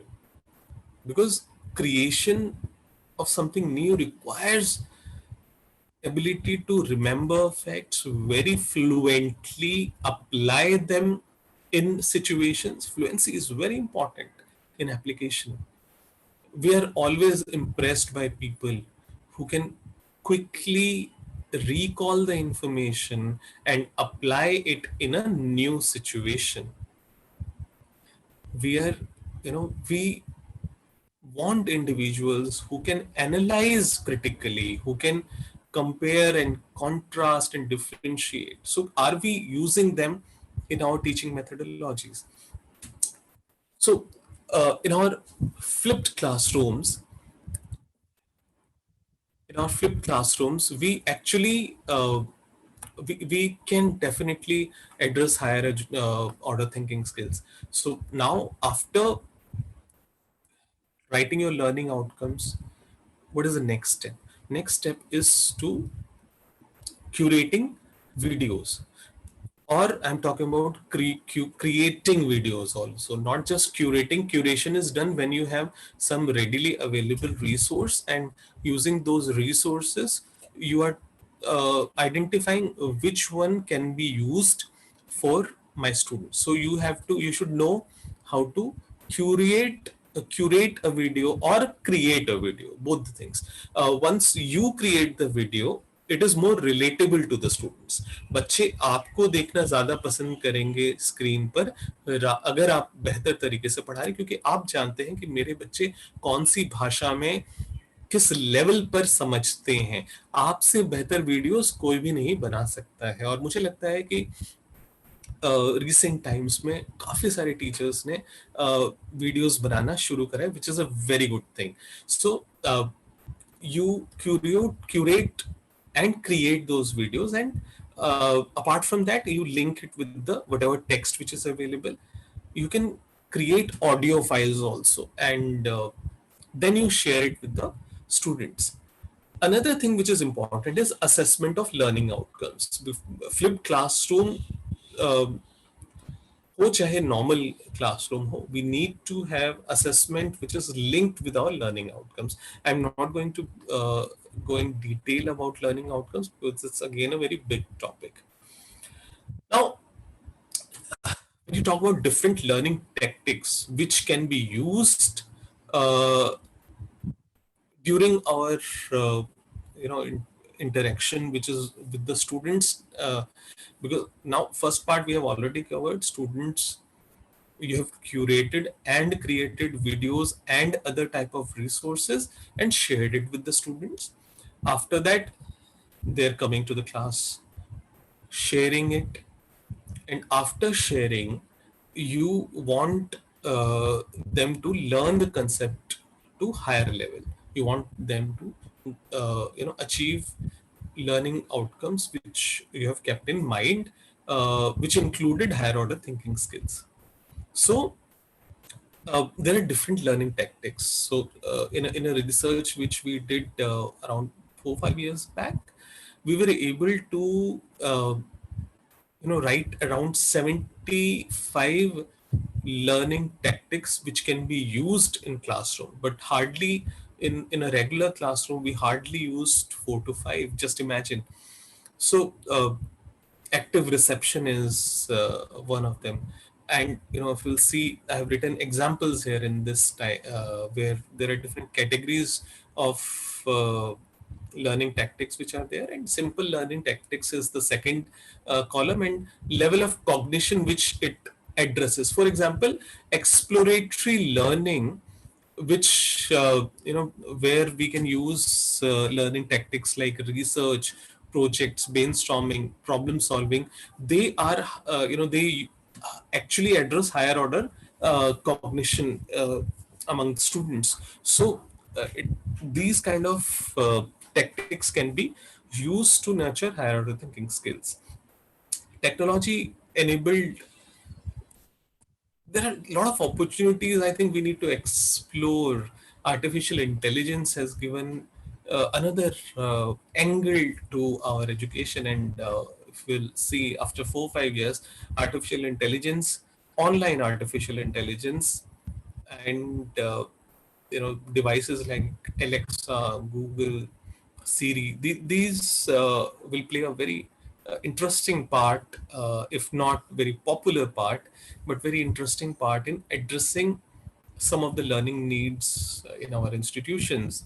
And specifically, I work in the field of inclusion also. For that matter, for a linguistically different learner, or a child with learning disability, or a person from a marginalized background, if we have a small device like this, as well as an internet connection, both are becoming very cheap now and can be made readily available in future. Right now also it's not very costly, but in future hopefully they will become much more cheaper, so that our students can also access.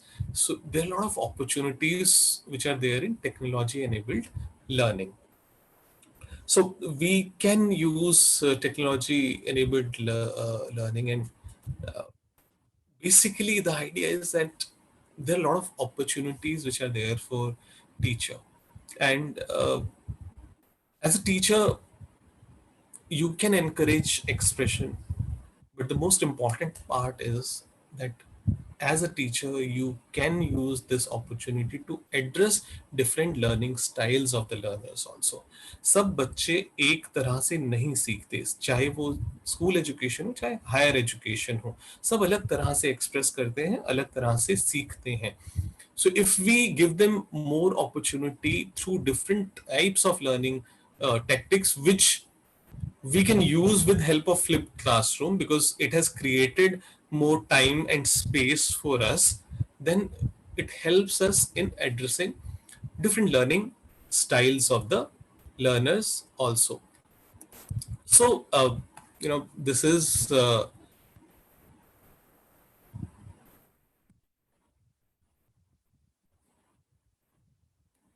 what I wanted to share, and I think I am well within the time uh, to address this concept to you, because I thought that I will take some questions from you and have more interaction possible.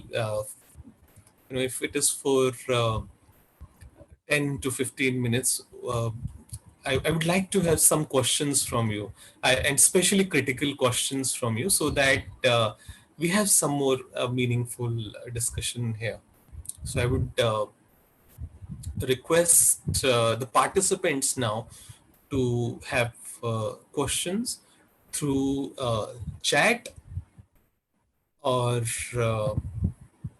you can unmute yourself and ask question.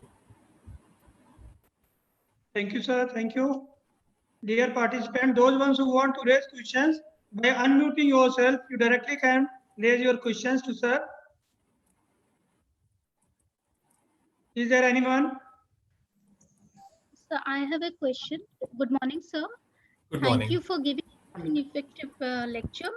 So my question is, we do organize group discussion in our classroom, but can it be equalized with collaborative problem solving? Like we take up a political issue, then we start debating. So I mean, I want See, I would like to yeah. request you to give one example of collaborative problem solving. See, if you talk about group interactions in the class, this is more of brainstorming. Okay, and Right. it is collaboration means when you consciously work together in a group with a pinpointed solution. For example, if there are two teachers who want to collaborate and teach. So there is a concept, there will be a time frame, then there will be learning outcomes which will be defined by the teachers, and then they will work on that topic. For students, there are different ways in collaborative learning can be used, especially in flipped classroom. I will give you an example here that students can be given 3 or 4 in a group of 3 or 4, even in online mode also, the kind of interactions we are having, they can be given a particular issue, or they can choose their own issues. See, there are two things again in this. One is teacher selected problem, other is the student selected problem. So students in group can decide, and they can collaborate among themselves using online platforms, and during your interaction they can present what they have done. So for non classroom time, for example, you're going to take a class on Wednesday, students have done their research collaborative work in 3-4 days before the class. So you have given, this is a asynchronized, okay? So during the classroom they will present it.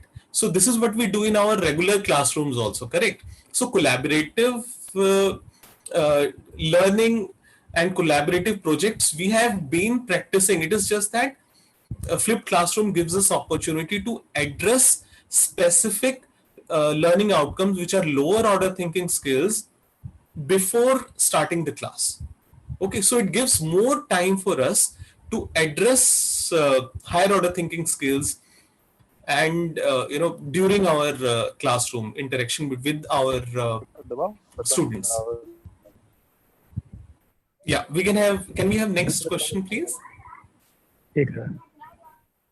अरे भाई बीच वाला उसे बगल वाला वो लगे।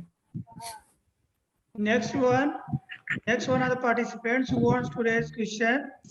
Hello hello, Yes, you are getting your voice. मेरी आवाज सुनाई पड़ रही है? Yes, yes, बिल्कुल। हेलो हाँ जी बोलिए। Hello, can you here? हाँ जी बोलिए। बोले मैम, आप ऑडिबल हैं? द वॉइस आपकी आवाज आ रही है क्लियर सर। आप बोल सकते हैं या फिर आप हेलो? टाइप कर सकते हैं, आप बोल सकते हैं, हम सुन सकते हैं आपको। सर आपकी आवाज नहीं सुनाई पड़ रही है बिल्कुल, मैं कुछ जिज्ञासा थी। जी मैडम, क्वेश्चन पूछें आप, प्लीज क्वेश्चन पूछें आप।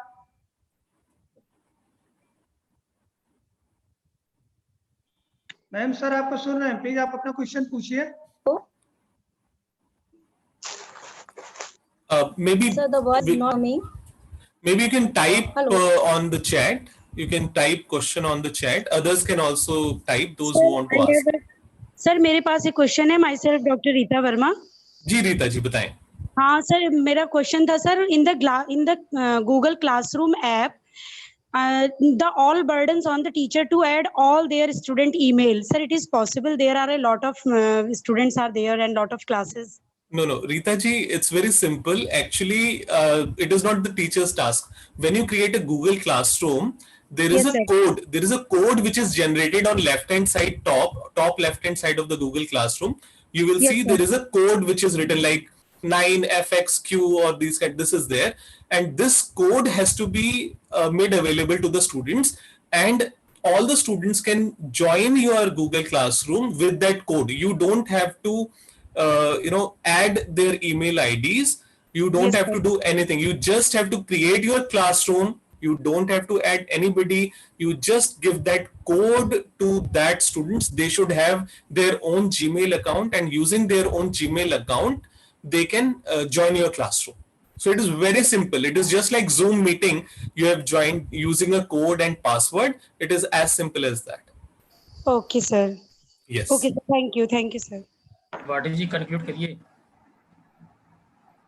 All right, sir. Due to shortage of time, I think we are running after shortage of time. I would like now to conclude the session. Sir, you have delivered a very, very influential lecture on flipped classrooms, pedagogical shift. As you told us that it is an instructional strategy and a type of blended learning engaging students.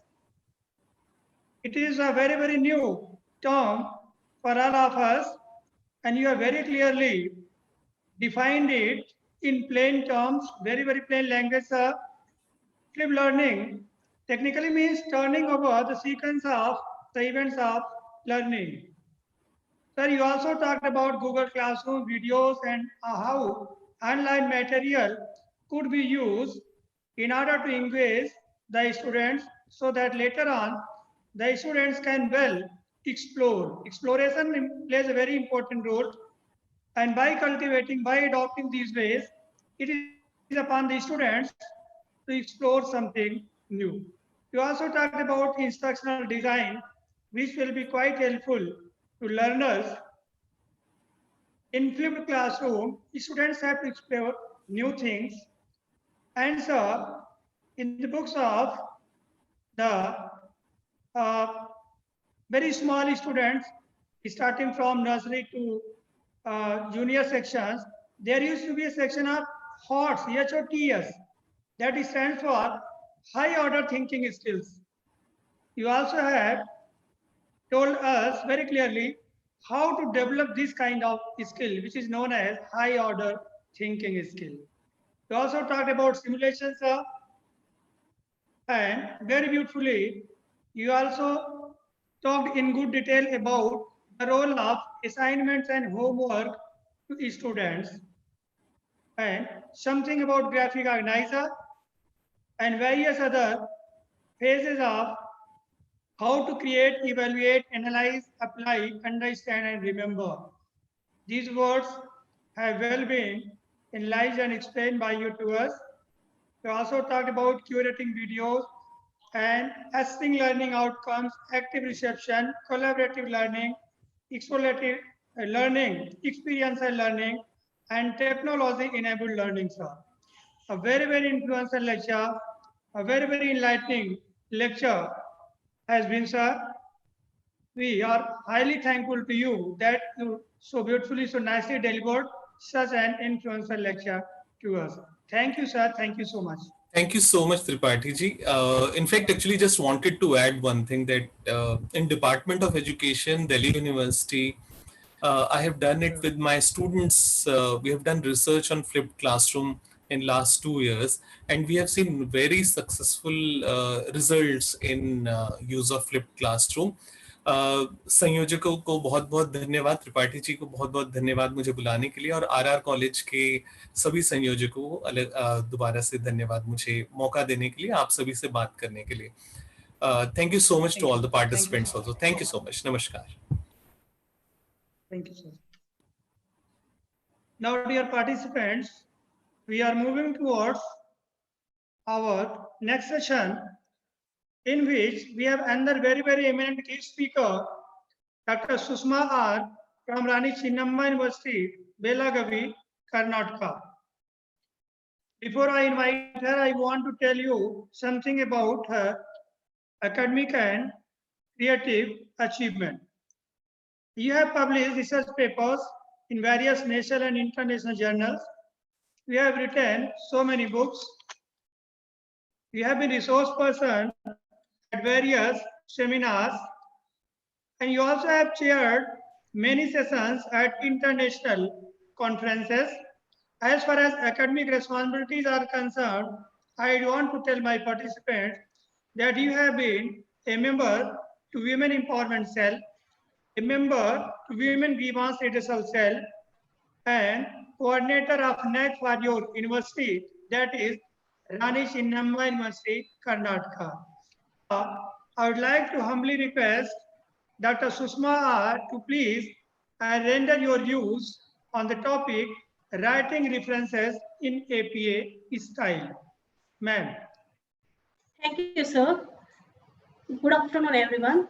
Welcome to the session that is writing reference in the APA style according to 7th edition.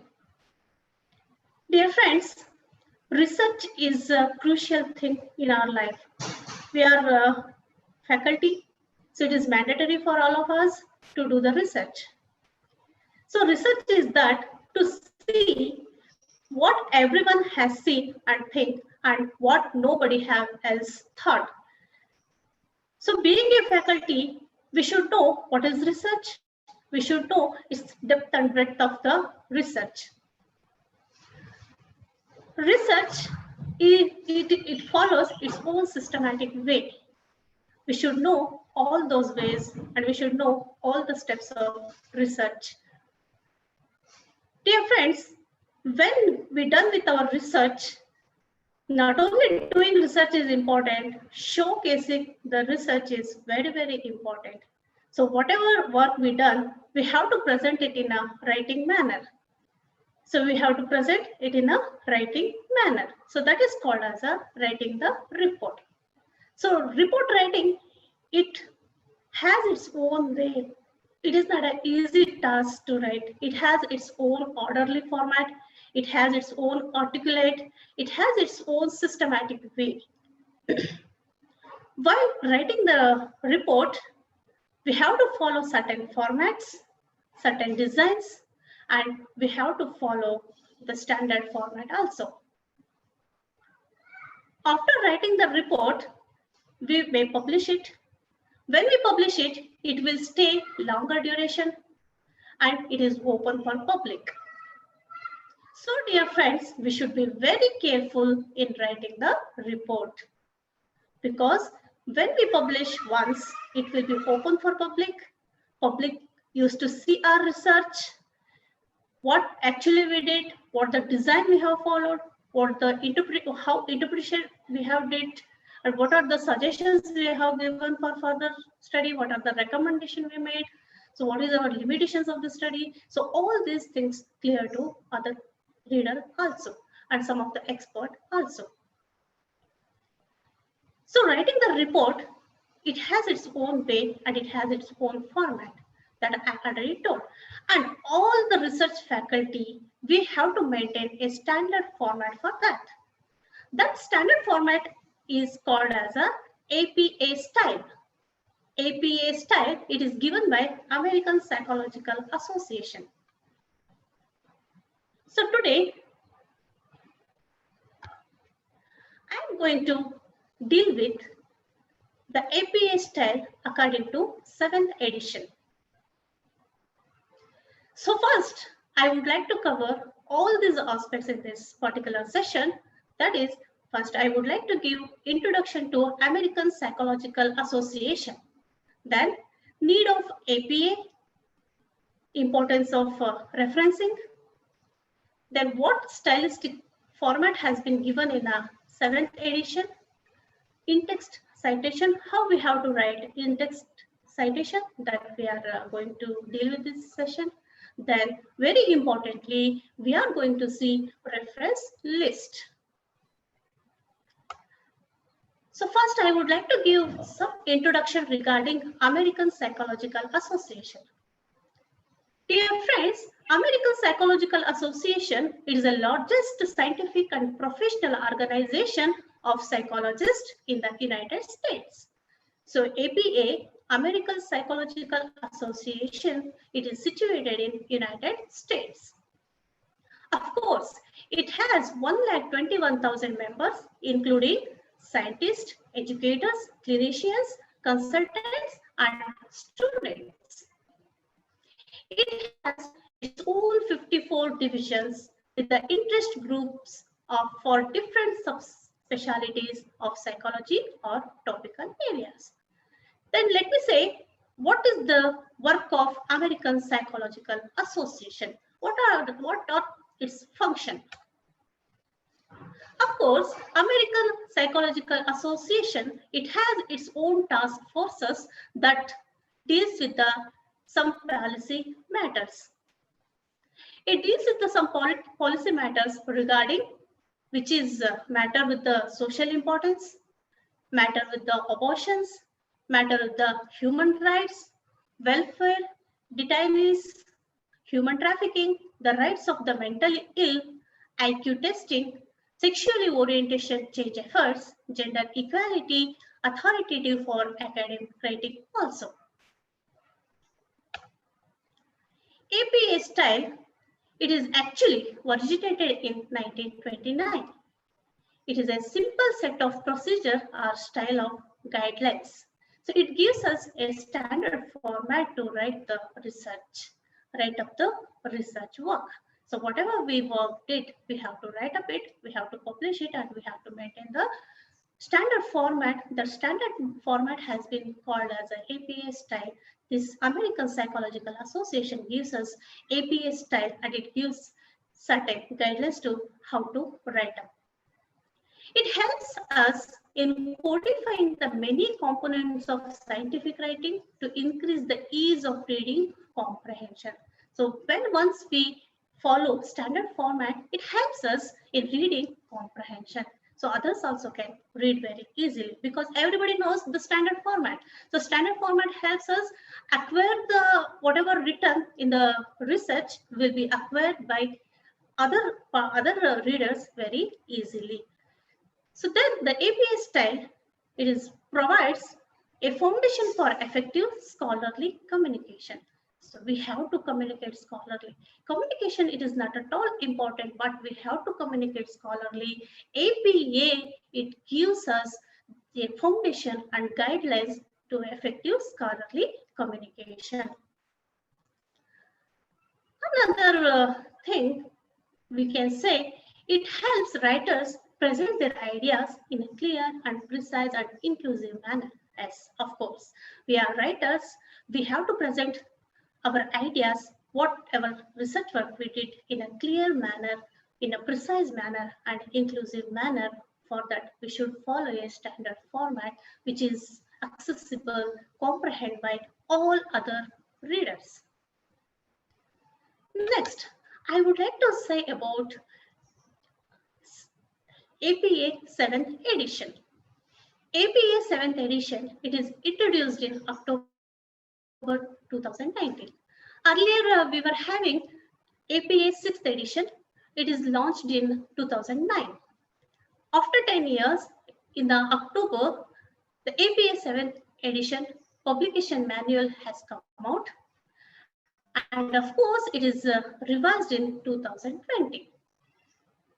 What this APA 7th edition includes? It includes more guidance to make citing online sources easier and clearer. Dear friends, we know that nowadays we are using enormous online sources for our research work. To make easier and clearer, APA has given guidelines how to make the citation whichever we got online sources in an easier and clearer manner. Then APA 7th edition, again, it gives us easy to use reference and citation system. And APA 7th edition guides users through the scholarly writing process from the ethics of authorship to reporting resource through publication. So it gives ethical authorship. How should be ethical consideration in writing the research report? It's also APA 7th edition publication. It offers guidance on choosing the headings, tables, figures, language, and tone that will result in powerful, concise, and elegant scholarly communication. In total, I would like to say that APA 7th edition, it tells about how we have to write and how we have to do elegant scholarly communication. Another thing I would like to say is APA style, it is not only using by researcher, it also can be used by students. It also can be used by government officials to write up some government orders and government reports. It can be used for assignment writing. It can be used for essay writing. It can be used for article writing. It can be used for any other public writing. And this APA style, it is being used in sociology, arts faculty, humanities, and then social science faculties. Then next, I would like to say about Need of the 7th edition APA. We already have 7th edition APA style. So what is the need of that particular APA style that we are going to see in this slide? Uniformity and consistency will be maintained by this APA style. And it focuses on the ideas being presented rather than formatting. So just being presented ideas, it is not at all important, but formatting is most important in our research write-up. And easily we can scan the works, key points, findings, and sources of other research publications or research reports. And it helps us to know about punctuation, capitalization, in-text citations, references, and presentation of statistics.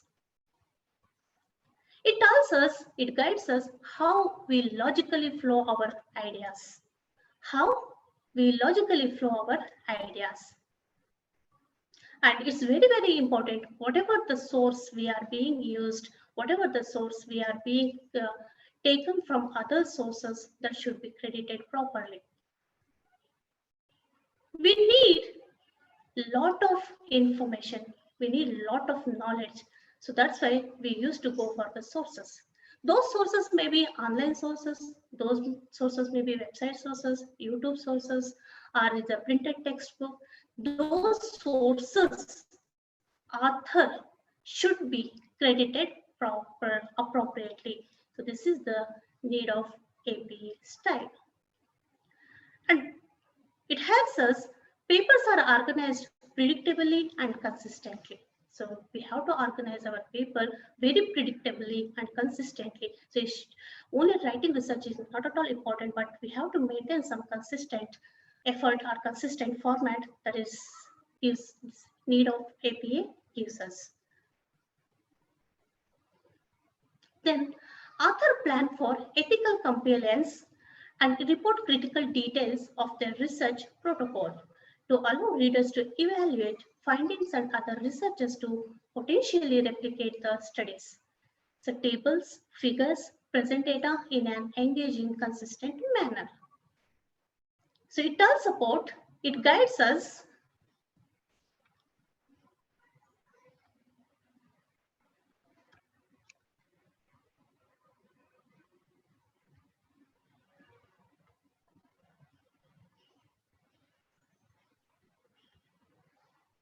just a minute. So the screen is not okay, ma'am. I'm just sharing this. not sharing. Okay. So it is disabled in my laptop, sir. I don't know why it is disabled. Just you have to. No, it is disabled. It is disabled. Don't know why. No, it has been enabled, ma'am. It is enabled now? Please share your slides. Okay. I have enabled it. Okay, sir. Okay, sir. Okay. All right. And your slides are visible now. Okay, sir. Thank you.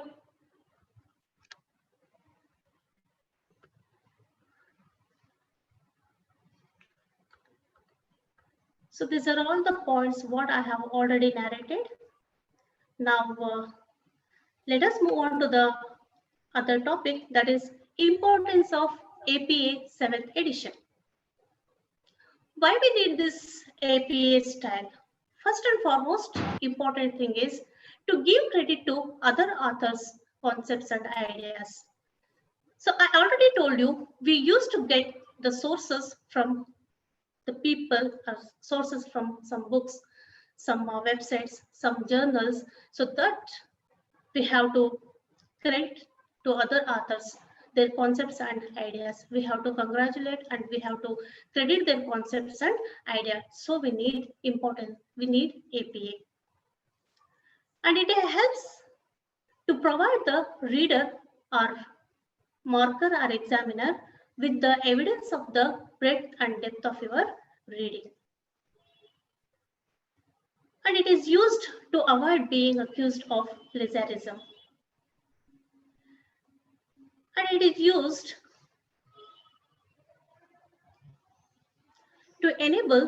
It is used to enable the reader the work to locate references easily. So 4 points we are having, that is importance of APA. First, that we should credit other authors' concepts and ideas. So it will help examiner with the evidence of breadth and depth of our study. And to avoid being accused of plagiarism and to enable the reader to work the local references easily.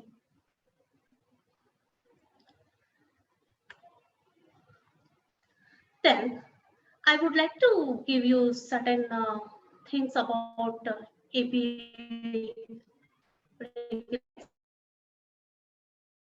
See now what APA regulates. APA, it gives its own stylistics or basic format for writing. It gives in-text citation. It gives references also. Now, first I would like to clarify what is the basic format given by 7th edition APA.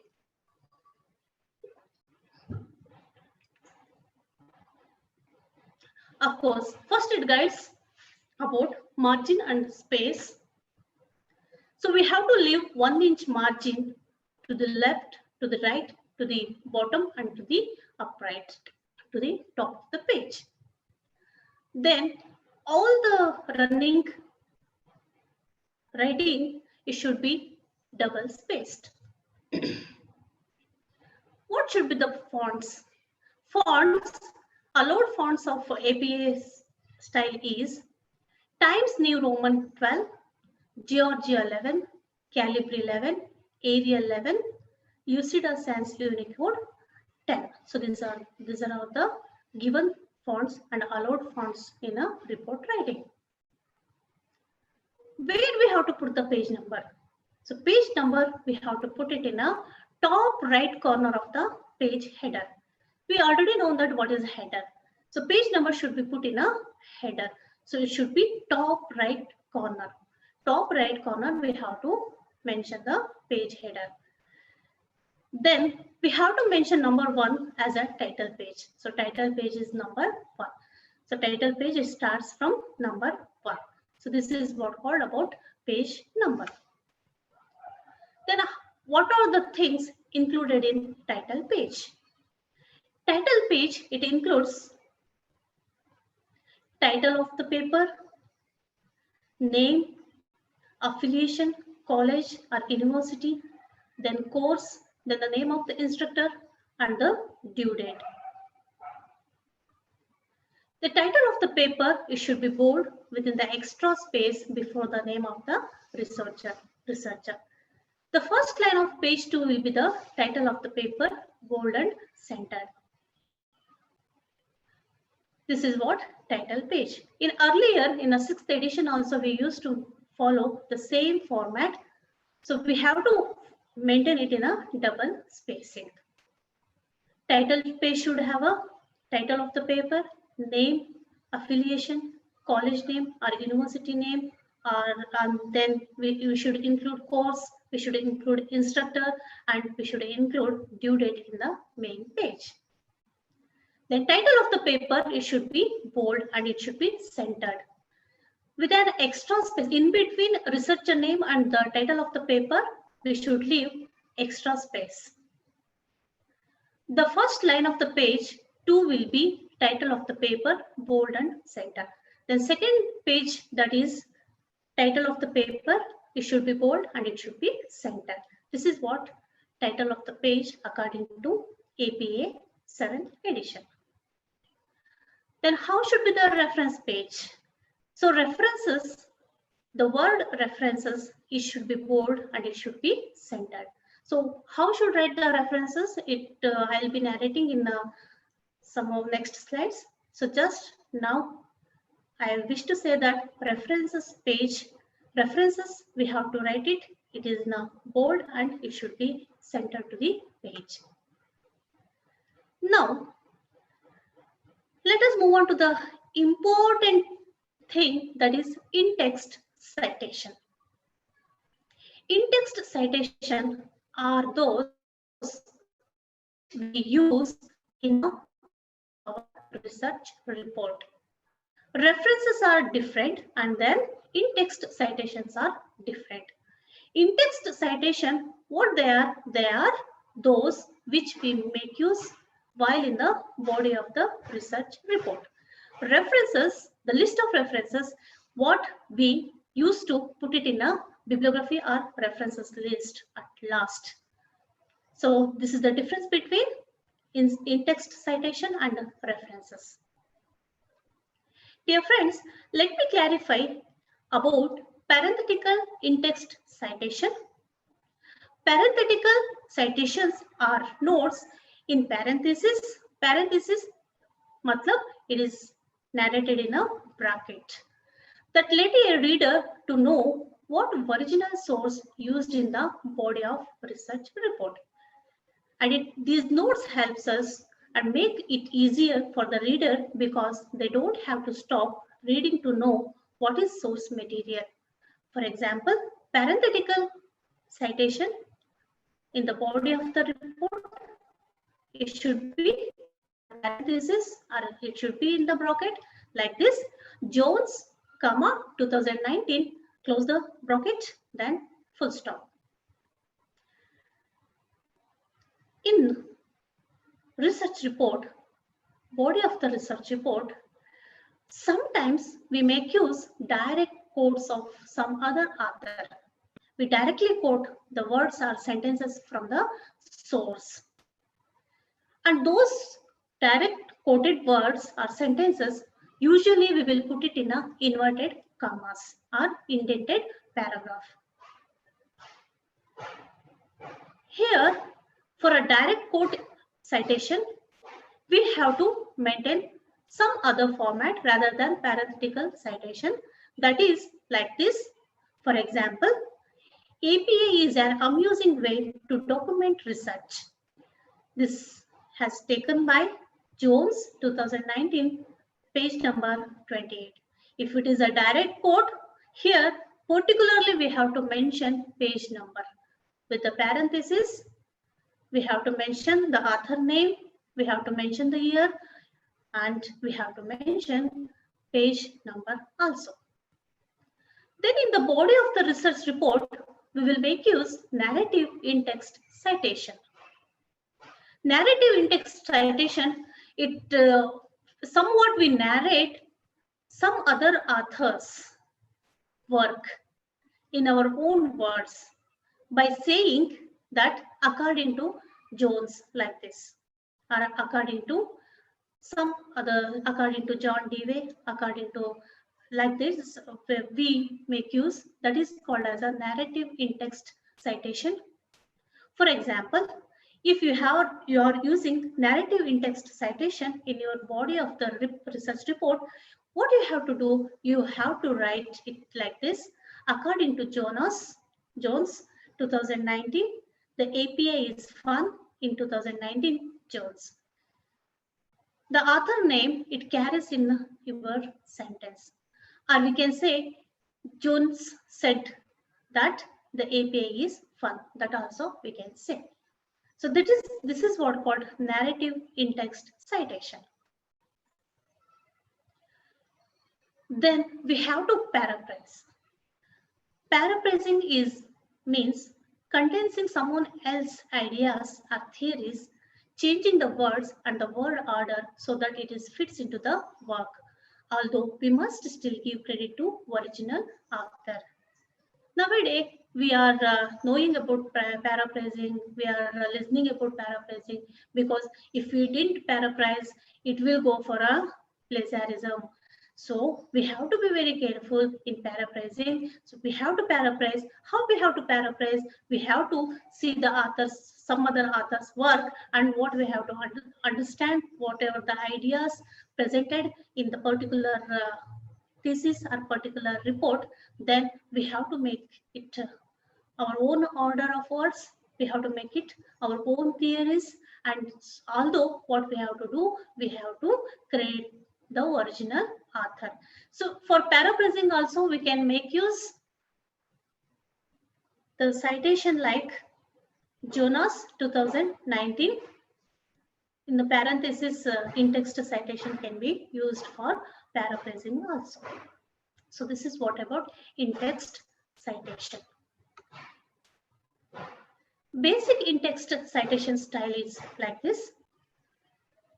This has been divided into 4 columns and 3 rows. Author type, parenthetical citation, how should write, and narrative citation, how should we write. If author type is one author, we have to maintain parenthetical citation like start the parenthetical bracket, Luna 2000, 2020 and close the bracket.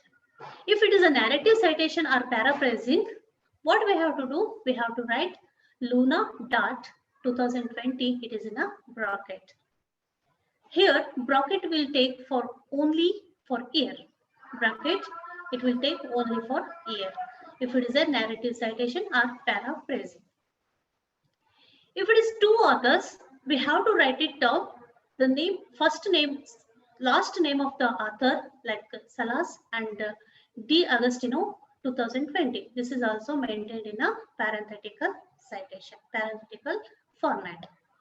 If it is a narrative citation and they are having 2 authors, so we have to write like this, Salas and D. Agostino 2020. So 2020, it is in a bracket. If 3 or more authors, what we have to write? We have to write Martin et al. 2020 if it is a parenthetical citation.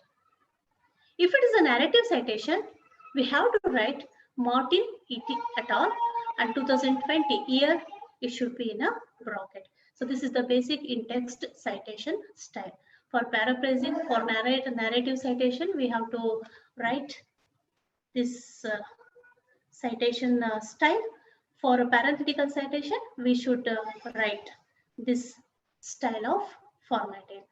If it is one author, we should write like this. If it is narrative, we have to write like this. If it is 2 author, so we have to write like this. And if it is a narrative citation, we have to write like this. And 3 or more authors, just we have to mention Martin et al. 2020. It should come in a bracket, and Martin et al. In bracket 2020 for narrative and paraphrasing citation.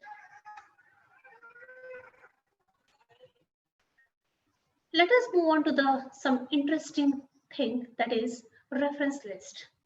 Always it is very, very important for a researcher to know how to write the references. At the last of your research thesis or your research work, or somebody, they make use of this reference list in a chapter wise also. At the end of the chapters also, each chapter they will make use reference list. So reference list, we can make use of online journals, we can make use textbooks, papers, proceedings, magazines, articles, website sources, YouTube sources. So we can get the information, knowledge from mobile apps also. We can get the information from audio-visual materials also. We can get the knowledge from dissertation, thesis, online course. And we can have the help of legal materials also. One thing we have to keep in our mind, that is whatever works we cited in a body of the research report, all those direct quoted or paraphrased or narrative citation, we should include in the reference list also. All the bibliographic details we have to give in a reference list. Whatever direct quotation, whatever the paraphrased things, whatever the narrative matters we have make use in a body of the report, that we have to maintain, or that bibliographic details we have to give it in a reference list at last of your work. And the basic thing of a reference list maintaining is it should be maintained alphabetical order by the author surname. By the author surname. In the 6th edition also, we told that we have been using author author surname at first. So it should become alphabetical order. Then the paragraph style should be hanging indent, double space the entire reference list. What is hanging indent paragraph? That I will be showing in the next slides. After that, we have to include DOI. DOI means digital object identifier. This is the number used to identify the electronic documents. If DOI not available, include URL. If DOI not available, we have to include URL. Most of the sources we go through online. So online sources, we will get a DOI number. That DOI number we have to write it in a reference list. And if DOI number it is not available, we have to write it URL. Reference elements contains author, year, title, and source. So reference list, how we have to maintain? It should go alphabetical words, and we have to write surname first or last name first. Then all the works, whatever you cited in the body of the report, that should be quoted in a reference list. That should be the bibliographic details given in a reference list. And DOI also should be included, and it should be hanging indent paragraph style. Reference elements, it should be author, year, title, and source. Then how to go for the hanging indent paragraph style? Hanging indent paragraph style, first what we have to do, we have to type all the references.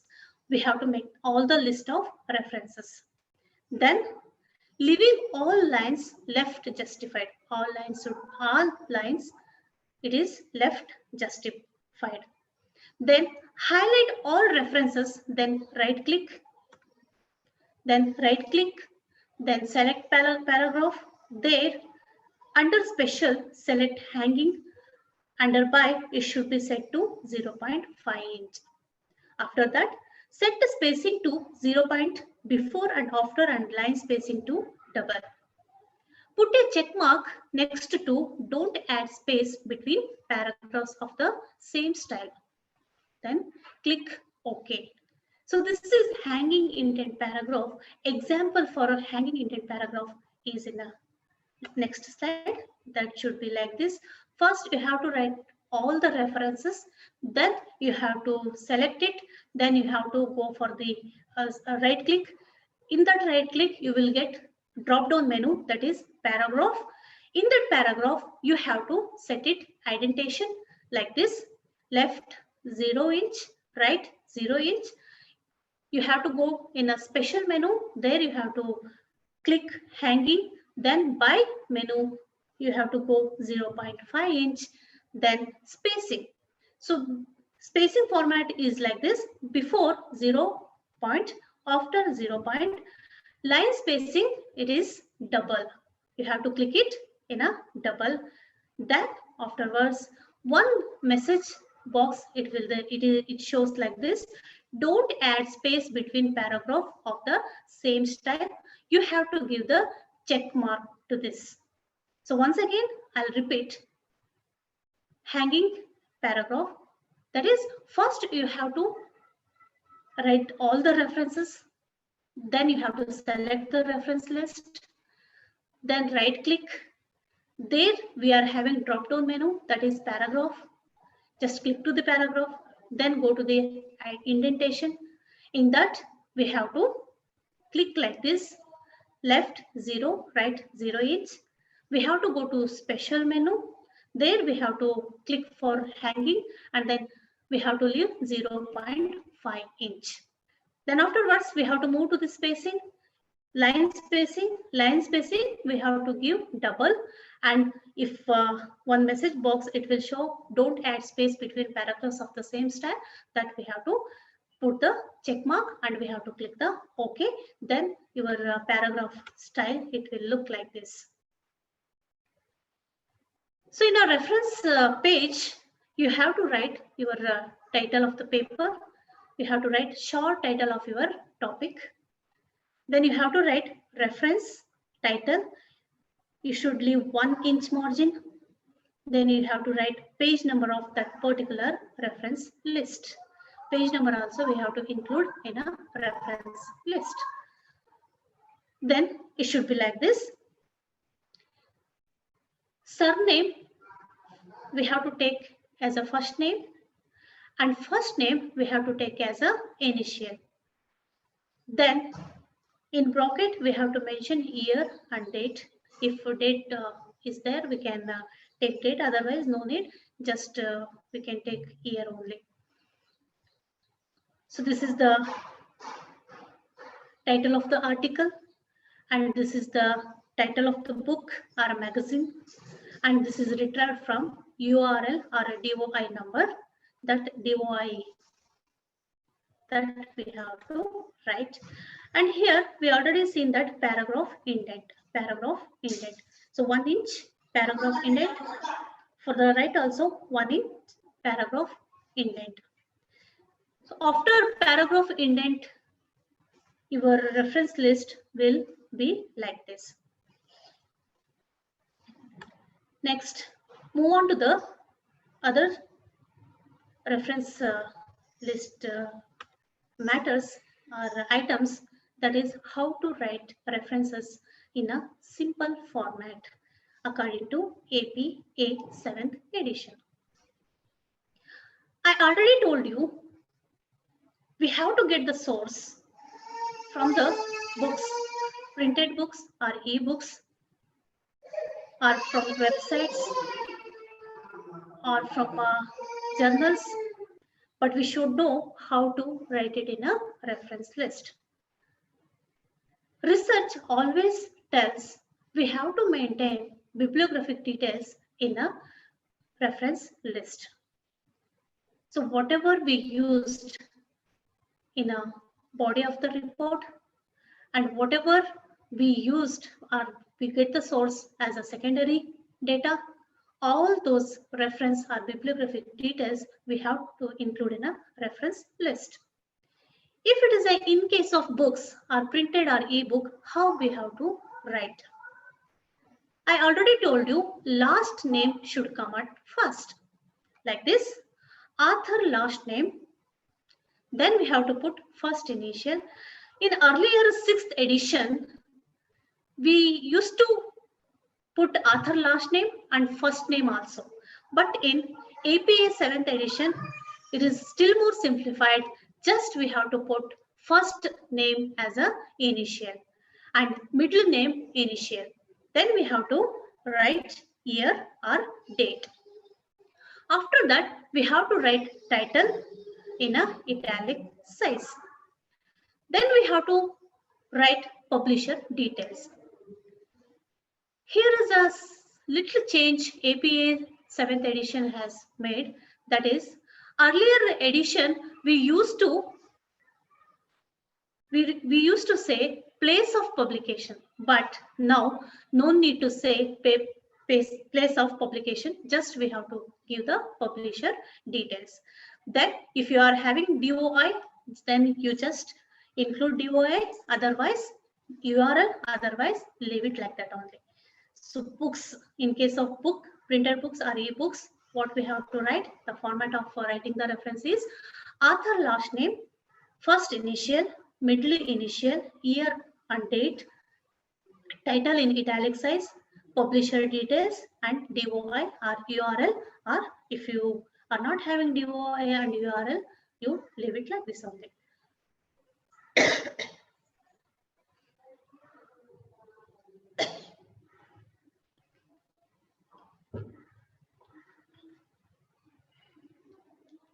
Authored book without DOI, how to write?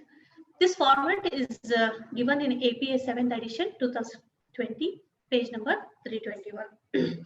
Example, Reef C, here it is in a bracket, Florence Nightingale, title of the book, it is in italics.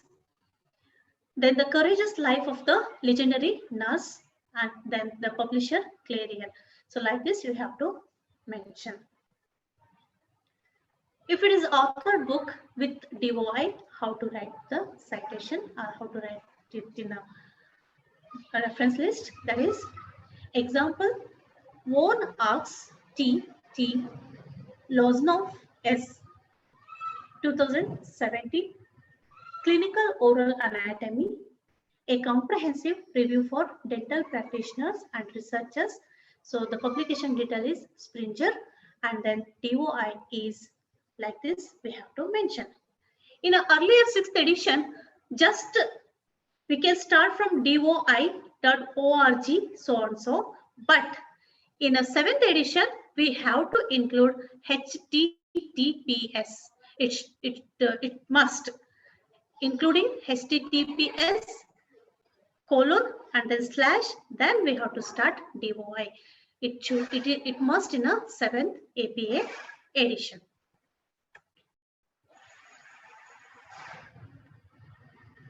If we have taken some chapter from an edited book, how we have to write it in a reference list? Of course, we have to write chapter author last name at first, then first initial we have to write, middle initial we have to write, then in bracket we have to write year, then full stop, chapter title we have to write, then editor's first initial we have to write. Here, if it is in case of edited book, what we have to write? Editor's first initial we have to write, then last name we have to write. And editor's first initial and last name has to be right, editors. Then book title, edition we have to mention in a bracket, page number we have to mention in a bracket, and we have to give the publisher details. So for example, for this chapter author, that is chapter author is last name at first, Molinari D, it is the name of the chapter author, it is his surname, last name it should come at first, and his first name it is initialed as a D, and another author, that is Gyo, or this is the surname, it is came at first, and the first name initial it came after the last name. And the year we have to mention in a bracket.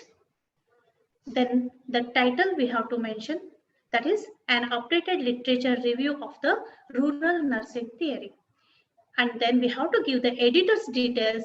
In editor details, what we have to do? We have to initial, first name and surname, and we have to write middle name or surnames.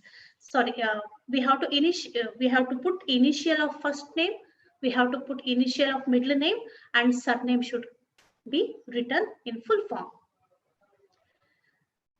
For other editor also, we have to write in a same manner. That particular book name is, title is Rural Nursing, Concepts, Theory and Practice. The edition and the page number, we have to mention it in a parenthesis. And the detail of publication is Springer. This is the format for chapter in an edited book.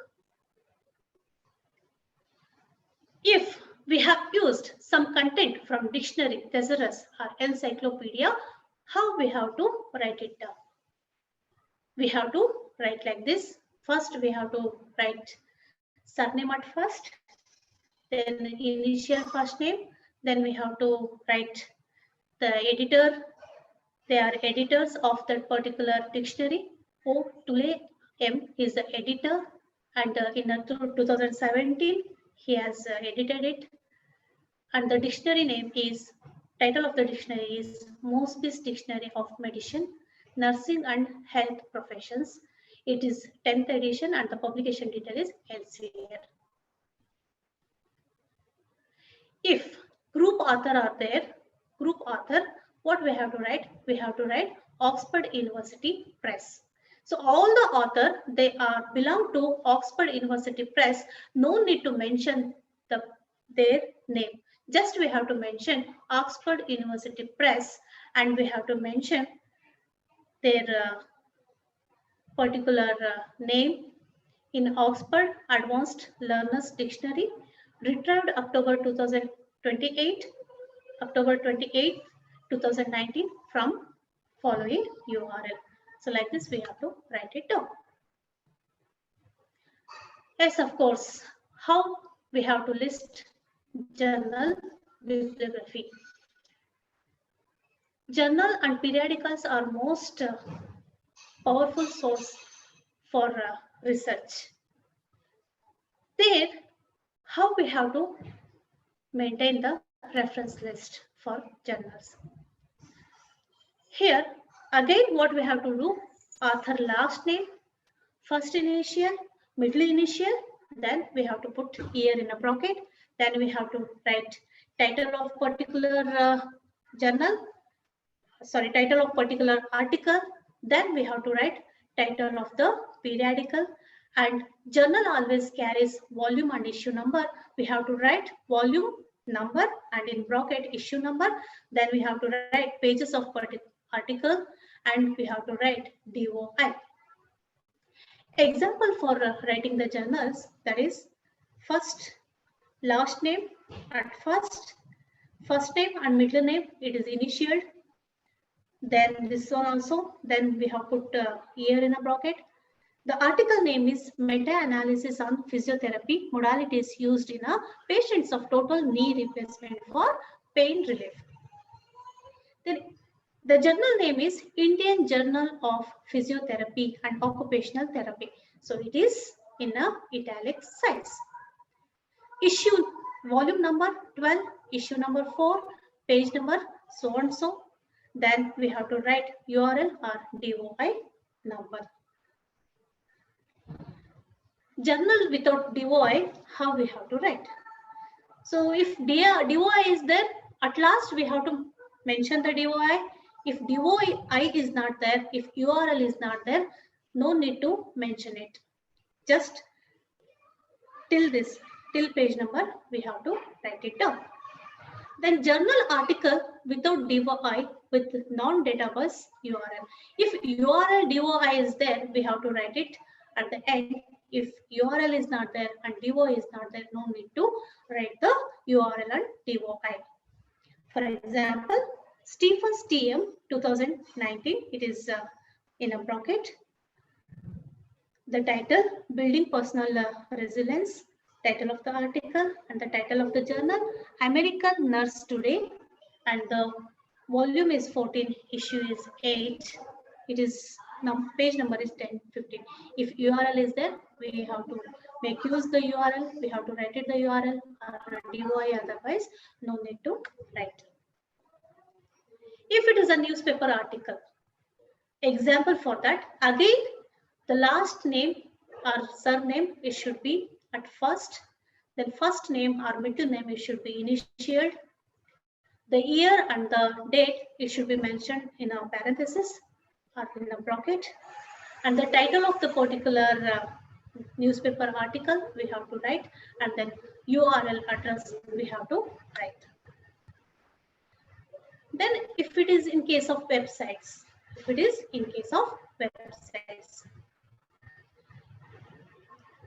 we have to take a note that vomit website name if same as author. If same author publishing in a website, so we have to omit the website name and we have to write the author name. Here also we have to maintain same format, that is author last name, first initial, middle initial, year, then title in italic size, then website name we have to write, and URL ID we have to write. If web page on a website with a group of authors, if group of authors are there, how we have to write? So we have to write American Heart Association. If that website information is provided by the authors who are related to American Heart Association, so we have to write their institution name, American Heart Association. And the year, yes, sir. May I please request you to please conclude so that we may take the question hour. We are running Okay, short sir. of time. Okay, sir. Okay. Okay, thank you. So at last, I would like to conclude that we cite the resources to enhance our knowledge domain as well as show our research, as well as give credit to original source and to avoid plagiarism. APA Manual 7th edition, it is a requisite resource for researchers, students, and professionals to achieve excellence in writing the reports and make an impact with their work. So nowadays, we are having a lot of open resources, which makes our research easier. So we are having softwares to maintain the reference list, like Zotero we are having, Mendeley we are having, EndNote we are having, Refor we are having. A lot of softwares come out that maintains the references for you people. And doing research is nowadays very easy with these all open sources compared to earlier. So dear participants, dear friends, I would like to request, please, all the facilities are there to us. All the facilities, it is in our fingertip. What we have to do is we have to maintain quality in our research work. So I would like to conclude by this word, and I would like to thank organizers. Especially I would like to thank Mahesh Tripathi sir and his team for giving an opportunity to me. Thank you. Thanks all and all. Thank you, ma'am. Thank you so much for this very, very valuable presentation to us. Now, this is a question hour just for 5 minutes. I would like to take up the questions of the participants. Now, by unmuting yourself, those ones who want to make questions, to raise questions, you can raise it.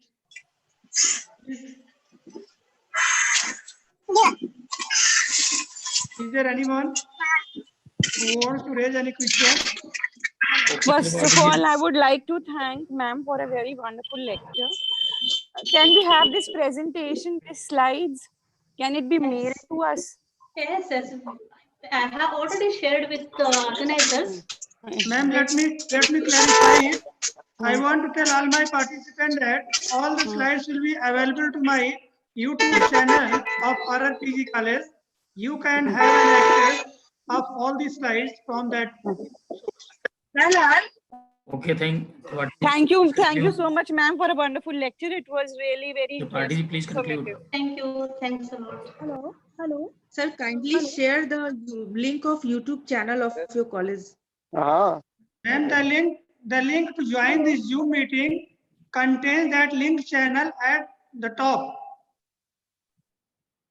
Hello. Okay, sir. All right. Now, I just want to. Any other questions? Any other questions? Yes, ma'am, please. Please ask your questions, please. Ma'am. Mrs. Aparajita, you want to raise any question? Please conclude. Please conclude. All right, I think you are disconnected and I want just to move forward. So, ma'am, I want to end the question hour. Ma'am, you have very analytically introduced us to report writing and the essentials of report writing, and very extensively you have thrown light on the importance of APA style, which is a standard format and very, very helpful for the researchers to code. And it has been a big problem for the researchers how to cite the references, how to quote it. And I think this lecture has been a kind of solution to all the problems of the researchers. Online sources are available to us and we are extensively using online materials. It once again has been very big problem to the researchers, and you have told us about all kinds of sources and how to cite these sources either in text, how to use parathetical methods, and how and where to place the name of the author, and where to write the title, and where to just cite the year of publication. All these are things which have been very, very beautifully been expressed by you to us.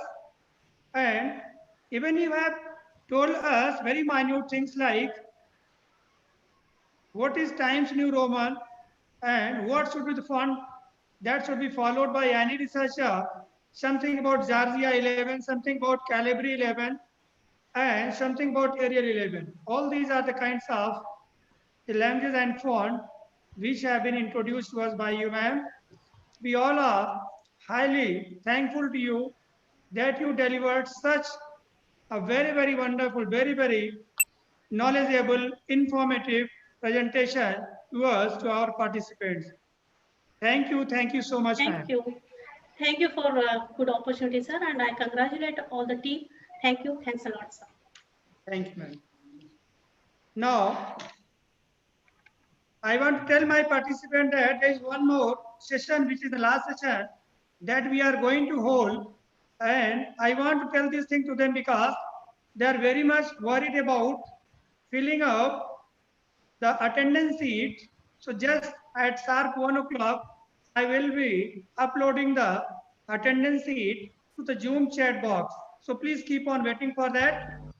And now I'm going to invite another very, very eminent resource person named Dr. Jyoti V. Pant, who is an assistant professor, the Siddhaganga College of Education, Karnataka. I want to throw light on the academic achievement of Professor Jyoti V. Pant. You have been teaching for more than 13 years. You have presented various research papers at international and national conferences and seminars. As far as awards are concerned, you have been able to score the second prize in national level seminar organized by Shiksha Mandal RV Teachers College, Bangalore. You also have got 2 articles published titled Jahirathina Karamatu and Swachh Tamakuru Nagar Andu Kolazi in Praja Pragat newspaper. Your other educational related articles have also been published in national and international journals. You also have been resource person, chief guest, judge for the district and state level competitions. You also have written book titled Teaching of Science. And one very, very interesting thing that I want to tell my participants about you is that you have command over 4 languages, Marathi, Kannada, English, and Hindi. Now I would like to invite Professor Jyoti V. Pant to please come and deliver your lecture on the topic System Approach in Instruction and Teaching. Now over to Professor Jyoti V. Pant. Thank you, sir. I think I am audible to you. Yes, ma'am, you're audible. Yes. Please continue. Thank you, Tripathi, sir, for introducing me in a wonderful manner. I thank the organization for giving an opportunity to present my innovation. So now, Yes, ma'am. against history. So as you all know that it has already. Sometimes you get disconnected. Your voice Yes, yes. getting disconnected. So you have disabled. I can't share the screen, sir. All right, ma'am. Just let me share the screen, ma'am. Yes. Okay, now you can share your slides, ma'am. I've shared the screen. Okay. Please show your slides. Okay, sir.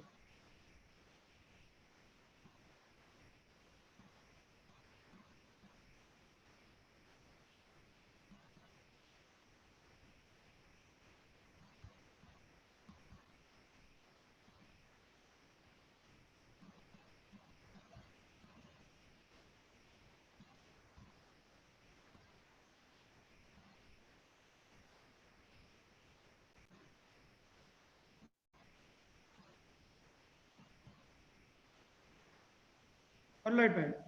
Now you can proceed. The slides are visible to us. Yes, sir. Now is it visible, sir? Yes, ma'am. Clearly visible to us. Okay. So today I'm going to speak the knowledge that I have obtained out of studies and out of my teaching regarding system and system approach. So before going to the system approach, we have to know what actually a system is. So we are quite familiar with this system, the word system. So this system is a word which has been derived from the Greek language, which means a set of parts or components that are interconnected on regularly, and it is whole and regularly, and it is a whole that cannot be separated. See, the system, whenever we use this word system, it has its origin from the word systema, which has been obtained from the Greek language. That means it consists of a set of parts or the components, and these parts which are connected to each other, and it is a whole that cannot be separated. That means they function in such a way that they cannot be seen in a separate entity. So that is what this word systema means. Next, when we go to the meaning of when we wish to understand the meaning of system, then we can say that it is a system is a collection of elements. As we have already learned it in the etymological meaning, that it consists of a set of elements or the components. So even in here also we can see the same thing.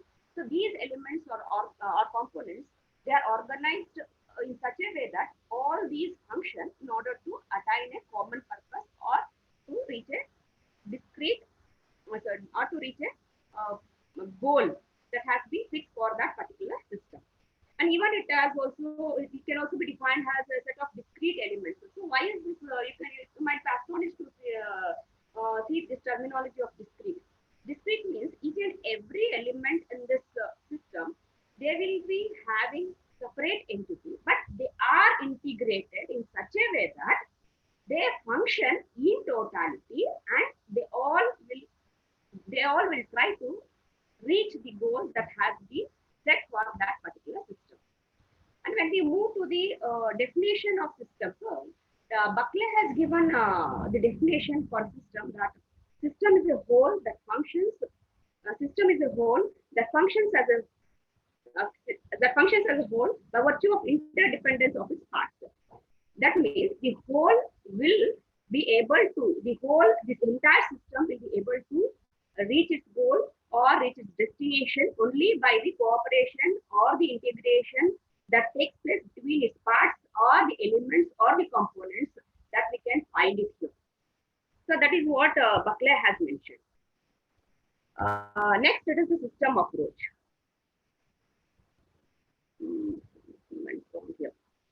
Okay, a system approach is a rational problem-solving method of analyzing the educational process.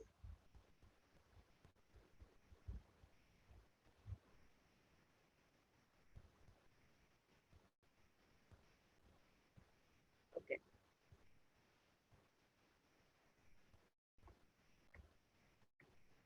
System approach is a rational problem-solving method of analyzing the educational process and making it more effective. So till now we have studied about the meaning of system. We have come to know that when we use the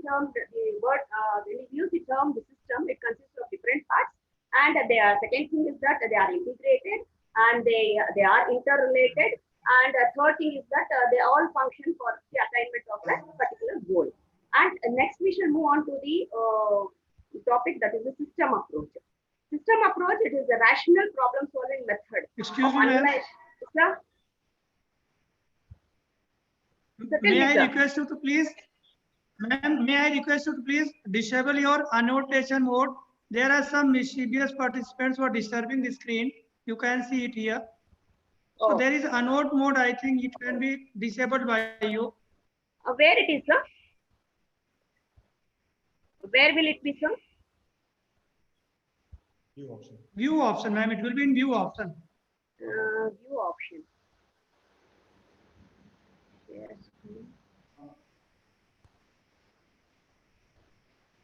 View, speaker view. Okay, ma'am. Leave that. Leave that. Continue it, ma'am. Okay. Leave it. Now share your screen, please. Okay, sir. No slides, all right. Okay, sir.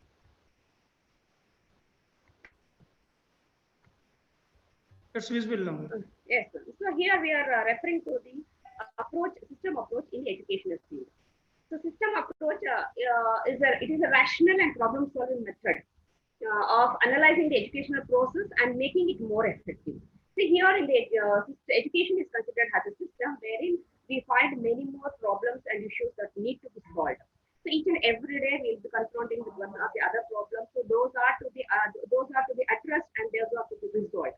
So the system approach will help us to address those problems in a rational way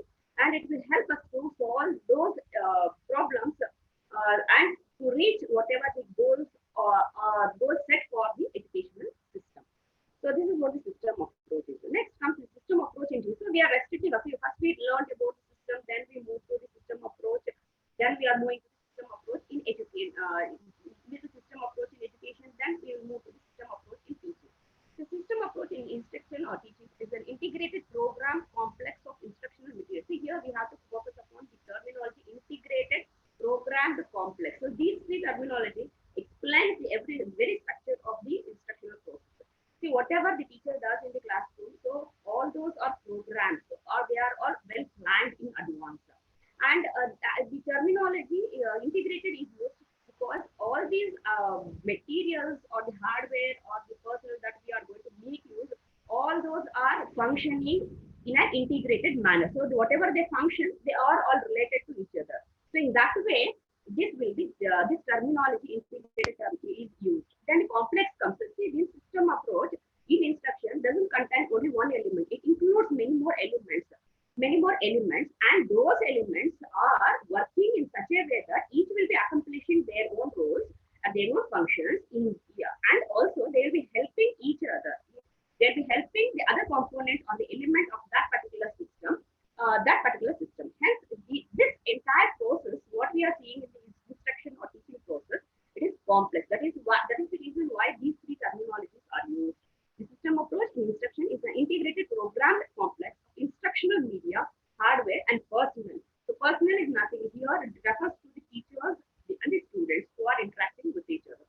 Whose components are structured as single. So whatever the teacher does, whatever the student do, so everything will be structured in such a way that we are we are considered as a single unit.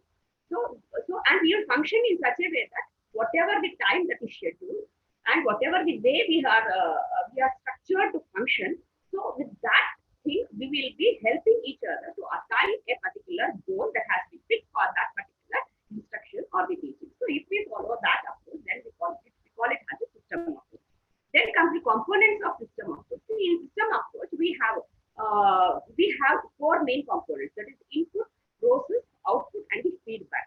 So this system approach is already I have mentioned that the system approach helps us to solve the problem that is there in the educational field or the issue or whatever the function that we carry out in the educational field to an effective manner, or to increase the efficiency of the product of the education. We need to understand these components. So the first one is the input. So we know that input is refers to the student aspect. So here in the teaching, we are restricting ourselves to the system approach in teaching. So wherein the input will be the student. So not only the students are the input, here we can also see that the content mastery that the teacher has got. So that is also the input. The material that the teacher is going to make use of, even that is also the input. The planning that the teacher is going to do for the successful implementation of the teaching, even that is also the input. So all those preparations that is required and all those materials that are required are considered as the input in the system approach. And then comes the process. So the processes, whatever the materials that we have, whatever the input that we have, if it remains as the same thing, so education, as we already know that it is the process of bringing desirable changes in the behavior of the individual. So those desirable changes, if it has to take place, it has the students need to be given certain learning experiences. So those learning experiences, we call it as a process. So this process is nothing but learning experiences provided by the teacher by the integration of all those things that are required for the student to bring a student to adapt certain behavior, skills, and attitudes that are required for him to suit to his environment. So all those things that the teacher does is the process aspect. And after this is the second component, and the third component is the output. The output, whatever after process, we will get the output. So output is nothing but that we have observed, that we have brought in the student is the output. So whatever the behavioral changes are in terms of attitude, skills, abilities that we observe, if those changes what we have observed in the students, if we have to know whether it is in accordance to the objectives or the goals or the specifications that we have made at the beginning, whether it suits it or not, whether we have reached that or not, whether we have accomplished that or not, we have to analyze it. analyze it, and we have to get the feedback. So that feedback is very much required. So as the system approach is bringing a desirable changes in the educational system itself, this feedback plays an important role. This feedback plays an important role because we have to test whether the process that is given to the students or the learners and the changes that we have observed in the students, whether it is relevant or not, whether it is valid or not. So all these things, if we have to judge whether it is desirable or not, we have to judge this, we have to evaluate the students, evaluate the students' learning, evaluate the students' behavior. So all these things, if we analyze and if we evaluate, we will get a feedback. So that feedback is the component, is the fourth component of the system approach. See, all this I have represented in the form of a circle. Here the input, whatever the input that we provide in the teaching, so that will undergo the process. This process will give us the output. This output will be analyzed, and from analysis and evaluation we will get the feedback. Whatever the feedback that we have obtained, we are going to implement it for the modifications by implementing it in the input. So this is how the components of a system approach, they are interrelated. And one more thing I want to tell you here is that input is related to process. In the same manner, process is also related to the input. Both are interdependent. Process is related to the output and output is related to the process. So both are related to each other. So feedback also. Output, if we have the output, then only it is possible for us to get the feedback, right? So in the feedback, if we get the feedback, we can adapt it in the input. If we have not placed anything in the input, we can't get the feedback. So in that way, each and every component in the system approach, they are interrelated to each other. Without input, we can't give any process. We can't make anything to be carried out in the absence of input. If process has not taken place, we won't get the output. If output is not there, we can't do any feedback. If feedback is not there, nothing can be given. Nothing can be given as an input for the changes that has to be taken place in the cycle to continue. Right? So in this way, each and every component in the system approach, they are interrelated to each other. So whatever the function that we carry out in the field of teaching, we should see that all these components should function for the betterment of the next component. So that is what I want to highlight here with respect to the components of the system approach. So even that picture can also be represented here. See, in input here we have, so this input, from this input will be given certain process. So that process it is referred to the learning experiences that we are providing to our students. And this process, after undergoing the process, the students, we can observe the changes in the behaviors of the students, in the learning of the students in the form of output. And after output, here you can see the arrow, so where we can see that it can be analyzed, and we can get the feedback. Again, this feedback will be carried out for the next input, and as well as feedback can be taken for the correction in the process. Feedback can also be taken, you can utilize in the for the output also. So in this way, we can also represent the relationship between the components of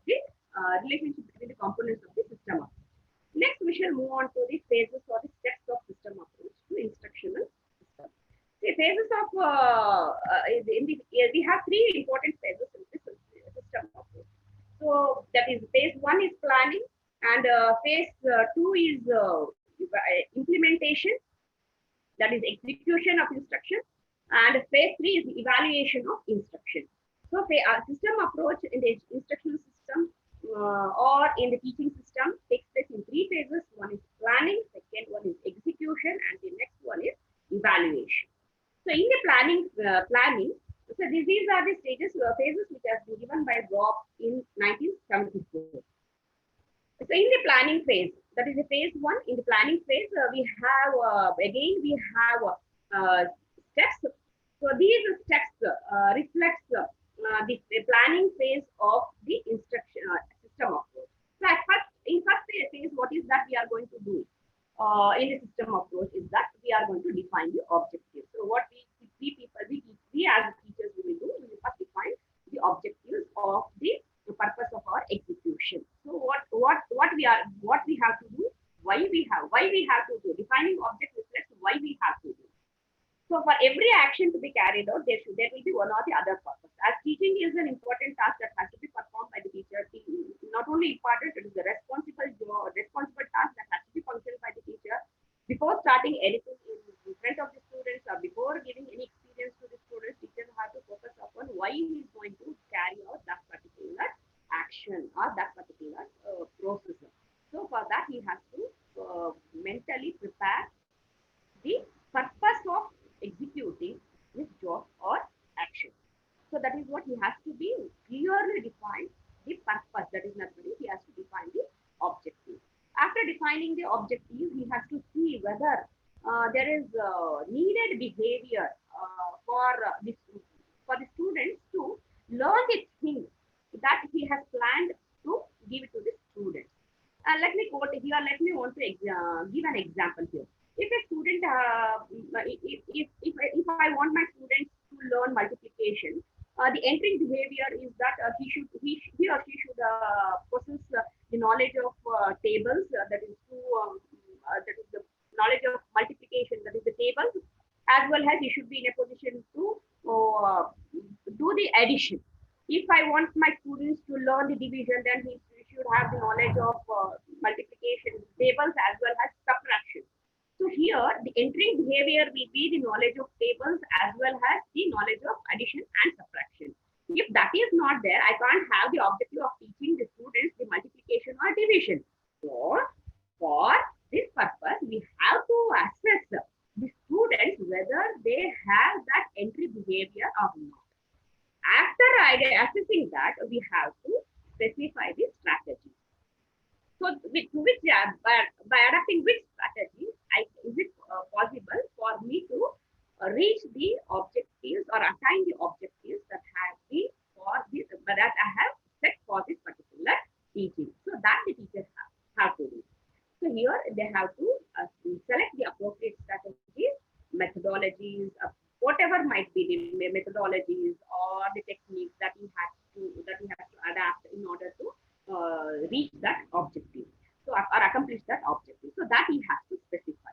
Then comes after specifying those strategies, then he has to think about the materials that are required for him to carry out that process and facilities that he has to provide for the students to obtain the learning and the teaching aids and the media, whether verbal media or visual media, which media he has to use. So all these things he has to plan it and he has to select these materials. So if a teacher does all these things in the planning, then it will help him to move to the next phase, that is the execution phase. So in this phase also, we will find two steps, that is the defining and assigning personal roles and synthesizing and implementing the system of instruction. So here, the teacher, after planning the things, he has to assign the roles for the personal. Personal here means the students whom he is going to teach. So here, teacher has to define what each and every student have to do. So what is that they have to perform in the class. So all these things should be defined and that should be assigned to each and every student. Students here, they are considered as the personal. So each and every student, when they are assigned a definite role, then they can move in that path and they can prepare themselves and they can collect the information and they can collect the materials and they will be at it to get the information, and it will be much useful for the students in the learning process. Then comes after defining and assigning the roles, what the teacher has to do, synthesize and implement the system of instruction. Whatever he has planned, whatever the strategies he has selected, whatever the materials that he has selected, whatever the teaching aids that he has selected, so everything should be used. So everything should be used in this particular implementation process. So after assigning the role, teachers should start executing the planned action or in this particular process. Then comes the phase 3. So here in this phase 3, teacher is going to see here in this phase, teacher is going to evaluate the output of the entire system of teaching. To evaluate the entire output of the entire system of teaching is here. It refers to the here teacher is going to evaluate the teaching learning experiences that he has provided. Teacher is going to evaluate the teaching material that she or he has used, whether it is right or wrong, whether it was relevant or not, whether it was effective or not, as well as teacher is going to evaluate whether the students have understood or not. So for this, he can make use of different techniques by asking the students oral questions or by giving the test, whichever is feasible, teacher can adapt these things. But even by observation also, teacher can evaluate the entire teaching process. And also he will out of this, he will get some outcome. So whatever that is evaluated will fetch him some outcome. So that outcome he is going to analyze. That outcome he is going to analyze. Each and every aspect will be analyzed in this particular system approach. So what for this analysis will be done is in order to bring about the changes in the next implementation of his teaching. So here this analysis of the result will help him as a feedback for the experiences that it has obtained and to adapt the required modification in order to make his teaching more effective. So this will be done at the evaluation phase, that is the last phase. So this is how we have learned the components of system approach, wherein input, process, output, and feedback forms the component of system approach, and these are integrated in these three phases. So all these components plays an important role here in the system approach. The teacher, in order to make the maximum utilization of all those components of the system, teacher has to follow these phases as mentioned, and also teacher can implement it for the purpose of improving his efficiency.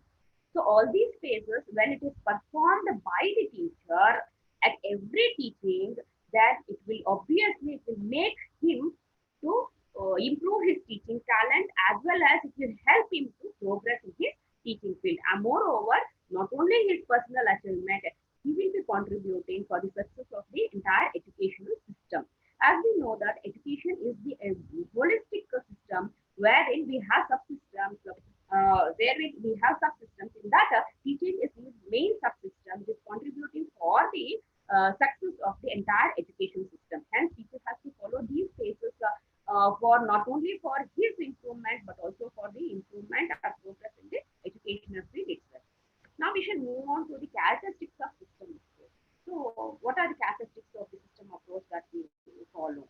So this system approach is centralized on the learner. System approach, here I am speaking about the system approach in teaching. So whatever the teaching that is done by the teacher, so it will be centralized on the learner. Whatever the teacher does, it will be focused on the learner. Whatever the material that the teacher is going to use, whatever the methodology that the teacher is going to adapt, whatever the evaluation technique that the teacher is going to adapt, or whatever the objectives that the teacher is going to frame, all those things is focused upon the learner. Learner's need, learner's interest, learner's attitude, all these things will be considered. So hence, the system approach is always focused upon the learner. Then comes the system approach is considered as a dynamic. Dynamic means it is adapting itself to the environmental needs. Whatever the content that we teach in the last year, the way we teach, the content might be the same, but the way we teach, the examples that we consider, the learning experiences that we consider will be different next year.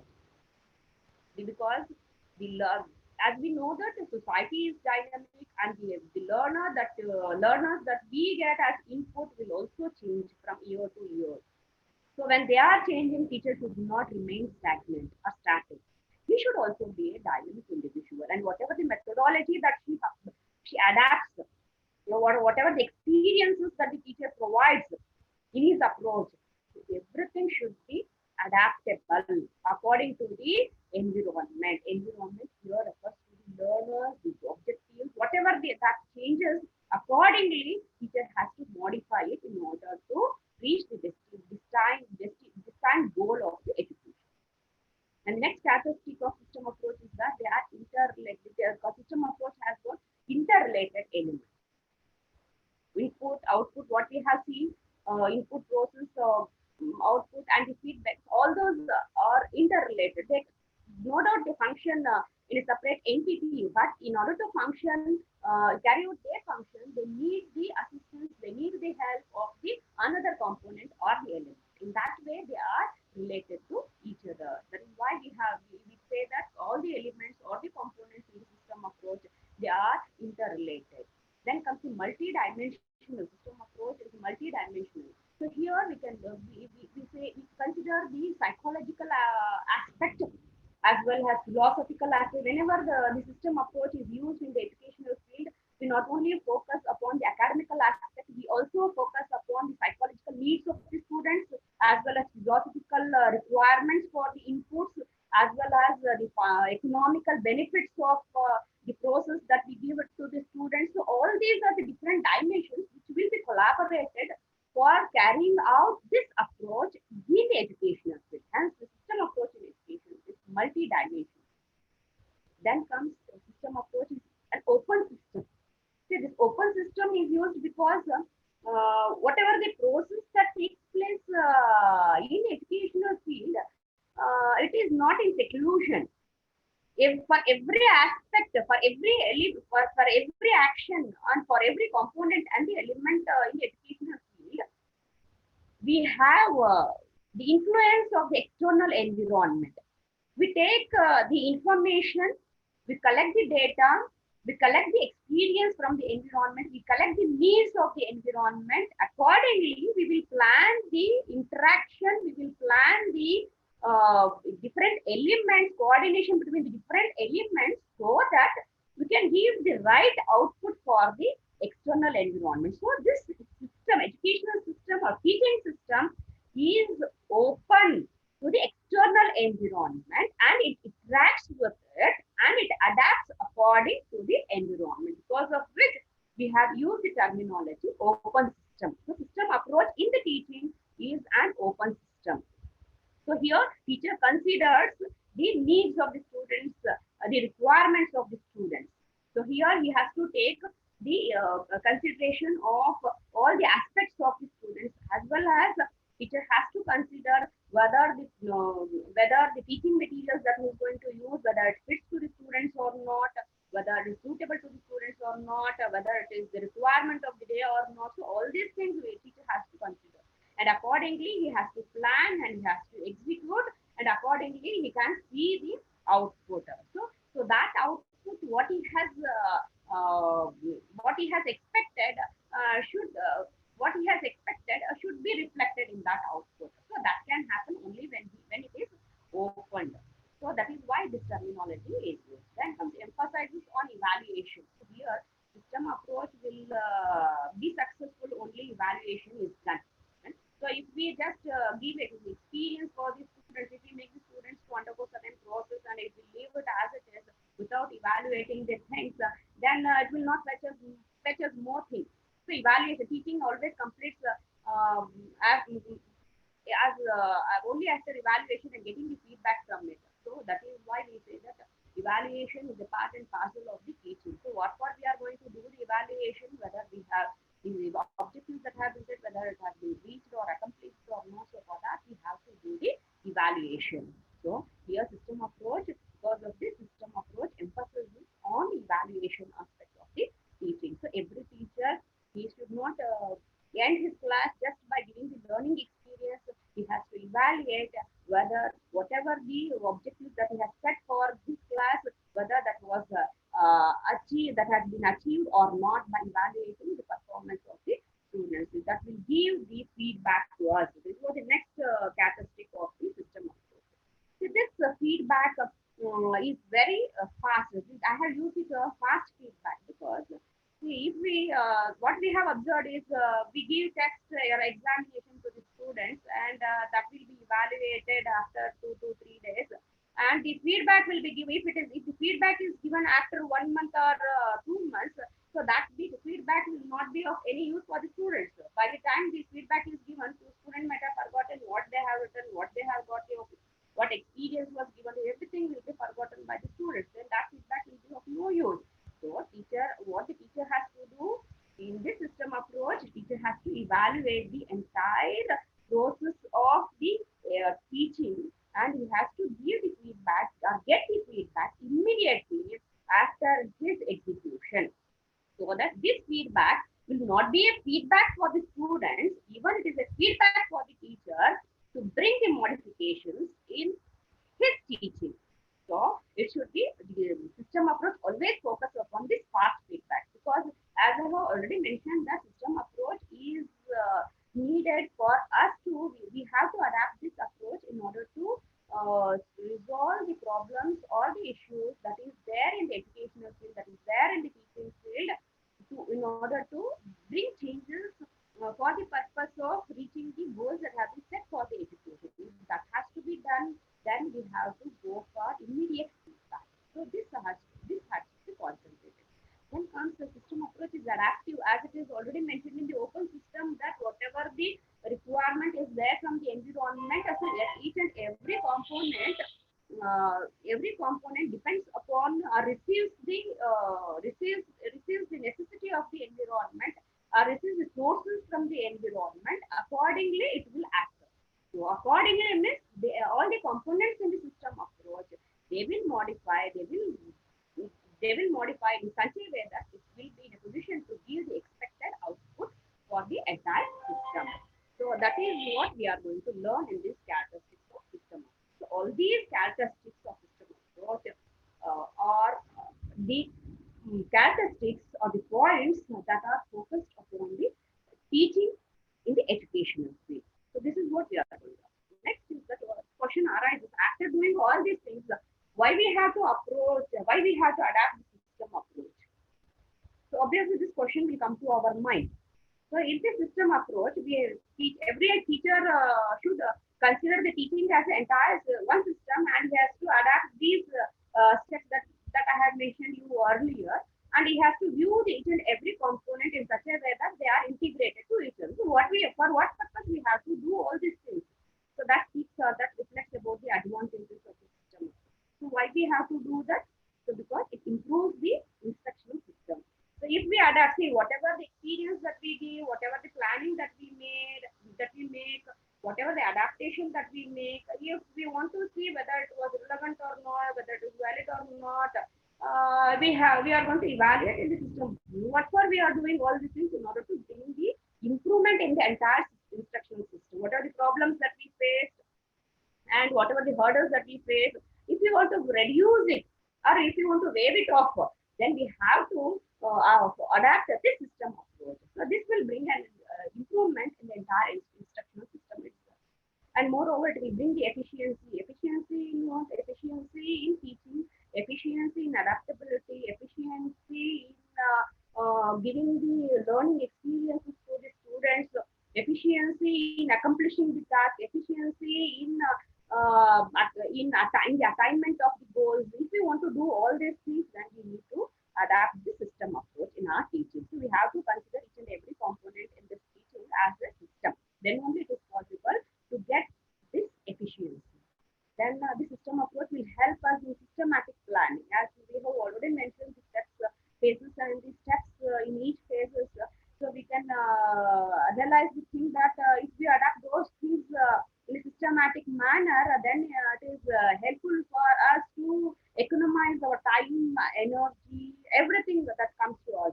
That is required for us to attain the goal. So that is what it is helping us in systematic planning.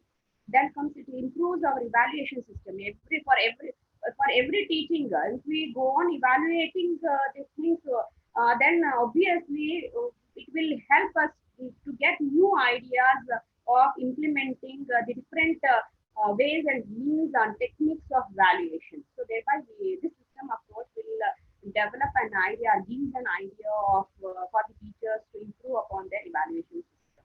Then comes it maintains the entire control over the teaching system. So if we have a hold upon each and every problem, we come to know that what are the steps or what are the measures that we have to take to resolve a particular problem, or when we confront any issues, if we want to solve it, if we have an idea or if we have an experience with this system approach, it will help us to face that problem in a successful manner. Thereby, it will help us to control the entire system itself.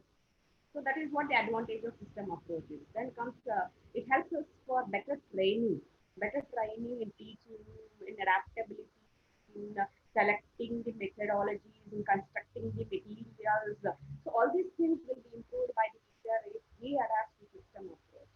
Then it will help us to improve the quality of education. Overall, if we adapt this system approach, if each and every teacher adapts this system approach in his teaching, then obviously we can see the improvement in the quality of the education. These are because of all these advantages, we have to adapt this system approach in our teaching. So system approach here focuses the entire teaching as a system, and whatever the issues or the problems that will be confronted by a teacher, it can be resolved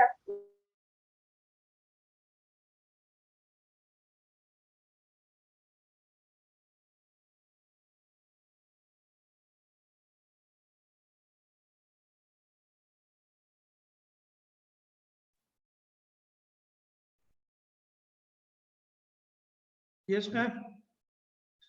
I think you seem to be disconnected. Your voice is not audible to us.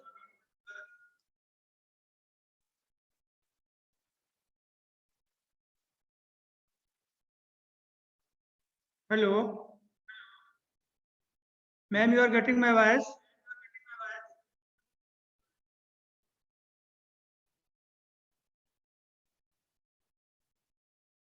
Due to network problem, this presentation, which is very beautiful one,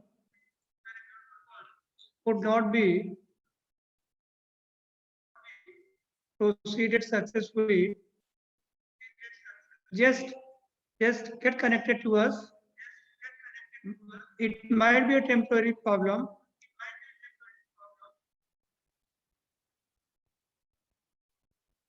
Ma'am, you are getting my voice?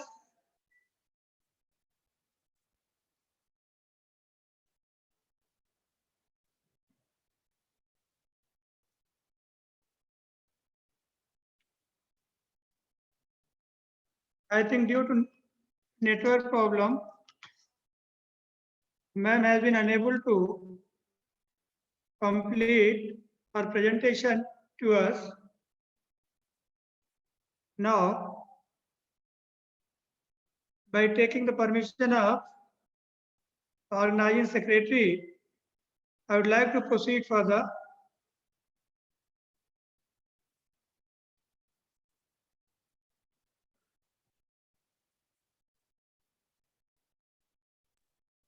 Please conclude. What Please, to do, please sir? conclude. Please conclude. It is in chat box. I wrote in chat box. Please conclude. Tripathi, All right. conclude. All right, sir. All right. After getting your permission, now I'm just going to conclude the session. It has been very, very unfortunate for us that Madam could not complete her presentation. All right, ma'am. You have delivered a very, very influential lecture on the topic system approach in instruction and teaching, which once again has been a very, very innovative approach for all of us. You have very clearly defined system approach, that it is a collection of elements or components that are organized for a common purpose. You extensively have thrown light on system approach in teaching. What are the components of system approach? Like input, feedback, and output. You also introduce us to various phases and steps of system approach. And more than that, extensively have talked about the characteristics of system approach. And at the end of your presentation, which I think was last slide, in which you deliberated extensively on various advantages of system approach.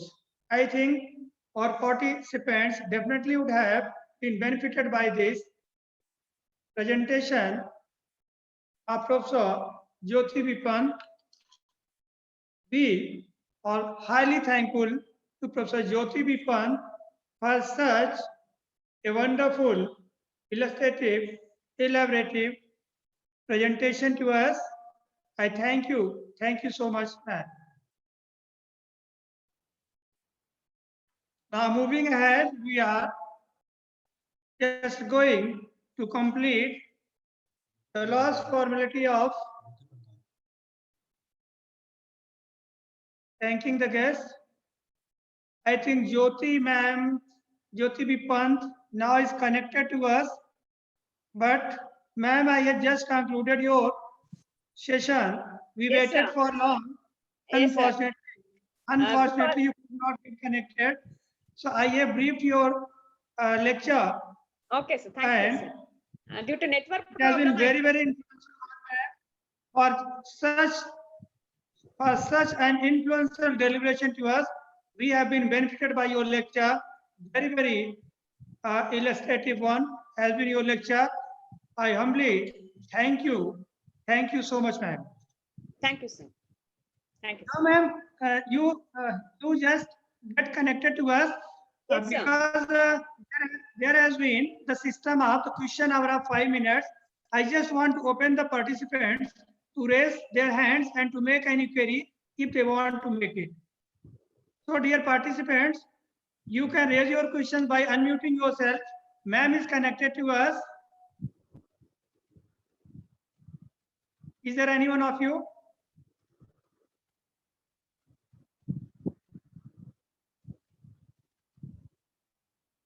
I think, ma'am, there are no queries. Everybody seems to be well satisfied with your presentation. Thank you, sir. Once again, I thank you. Thank you so much, ma'am. Okay, sir. Thank you. Now, moving ahead, now I want to invite Dr. Pawan Kumar Pandey, who is a learned teacher in the Department of Commerce and who has been discharging various responsibilities in our college very successfully. Now, I would like to request Dr. Pawan Kumar Pandey to please come and render your vote of thanks to all the participants, guests, resource persons, dignitaries. Now over to Dr. Pawan Kumar Pandey. Hello sir, आवाज आ रही है? Hello Yes, sir, we are getting your voice, please. Please, sir, ठीक है sir. proceed. मैं doctor Pawan Kumar Pandey, assistant professor वाणिज्य संकाय RRPG college Amethi, को coordinator international faculty development programme में सभी को स्वागत प्रदान करता हूं। सबसे पहले मैं आज के रिसोर्स पर्सन के रूप में हमारे बीच आए प्रोफेसर यचियन Vishwanath, university of Mysore sir, आपने सकारात्मक दृष्टिकोण और मूल्यों के संवर्धन विषय पर विस्तृत प्रकाश डालकर positive attitude, good values, core values, accountability, professional growth, professional happiness आदि पर विस्तृत प्रकाश डाला। सर, मैं आपके प्रति हृदय से आभार व्यक्त करता हूँ। इसके बाद मैं professor Subhash Chander, university of Delhi, classroom का प्रवाह के शैक्षिक परिवर्तन, फ्लिप क्लासरूम, पेडागोजिकल के flip, blended learning, unit plan, content analysis, choosing the learning topic, practice, आज पर आपने विस्तृत प्रकाश डालकर ज्ञानवर्धन किया, इसके लिए मैं आपको हृदय से आभार व्यक्त करता हूँ। इसके बाद मैं professor Sushma R, Rani Chennamma university, Belagavi, Karnataka को भी आभार व्यक्त करता हूँ। आपने एपीए स्टाइल में लेखन, need of APA, importance of APA, APA regulates and basic format, periodical journals पर विस्तृत प्रकाश डालकर हम सभी का ज्ञानवर्धन किया है। इसके बाद मैं doctor Jyoti Singh B तुमकर, university Karnataka, आपने अपने व्याख्यान शिक्षण में सिस्टम दृष्टिकोण बेहतर कैसे हो पर system approach phase first phase 2 पर विस्तृत प्रकाश डालकर हम सभी का ज्ञानवर्धन किया है। मैम, मैं आपके प्रति भी आभार प्रकट करता हूं। अंत में मैं रणवीर रणंजय स्नातकोत्तर महाविद्यालय अमेठी के प्राचार्य, फैकल्टी डेवलपमेंट प्रोग्राम के डायरेक्टर सम्मानीय डॉक्टर त्रिवेणी सिंह का हृदय से आभार व्यक्त करता हूं, जिनके मार्गदर्शन में यह एफडीपी प्रोग्राम अनवरत चल रहा है। इसके बाद मैं IQAC के director doctor Omshri Pandey, faculty development program के कन्वीनर डॉक्टर अक्षयवर नाथ तिवारी, आयोजक सचिव डॉक्टर महेश प्रसाद त्रिपाठी, सह संयोजक doctor Ram Sundar Yadav, doctor Lajo Pandey, doctor Arvind Kumar Singh, संचालक doctor OP Singh, OP Tripathi, media doctor Dhananjay Singh, doctor Vinod Mishra, doctor Sudhir Singh, technician Rajendra Maurya, FDP programme में जुड़े सभी प्रतिभागियों को आभार व्यक्त करता हूं, जिनके सहयोग से प्रोग्राम अपने ऊंचाइयों को प्राप्त कर रहा है।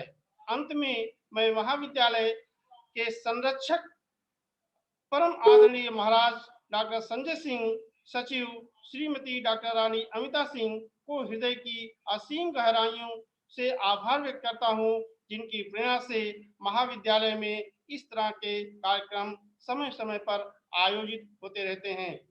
Thank you. Thank you, Pandey. Thank you so much. That's sweet words to our guests and participants.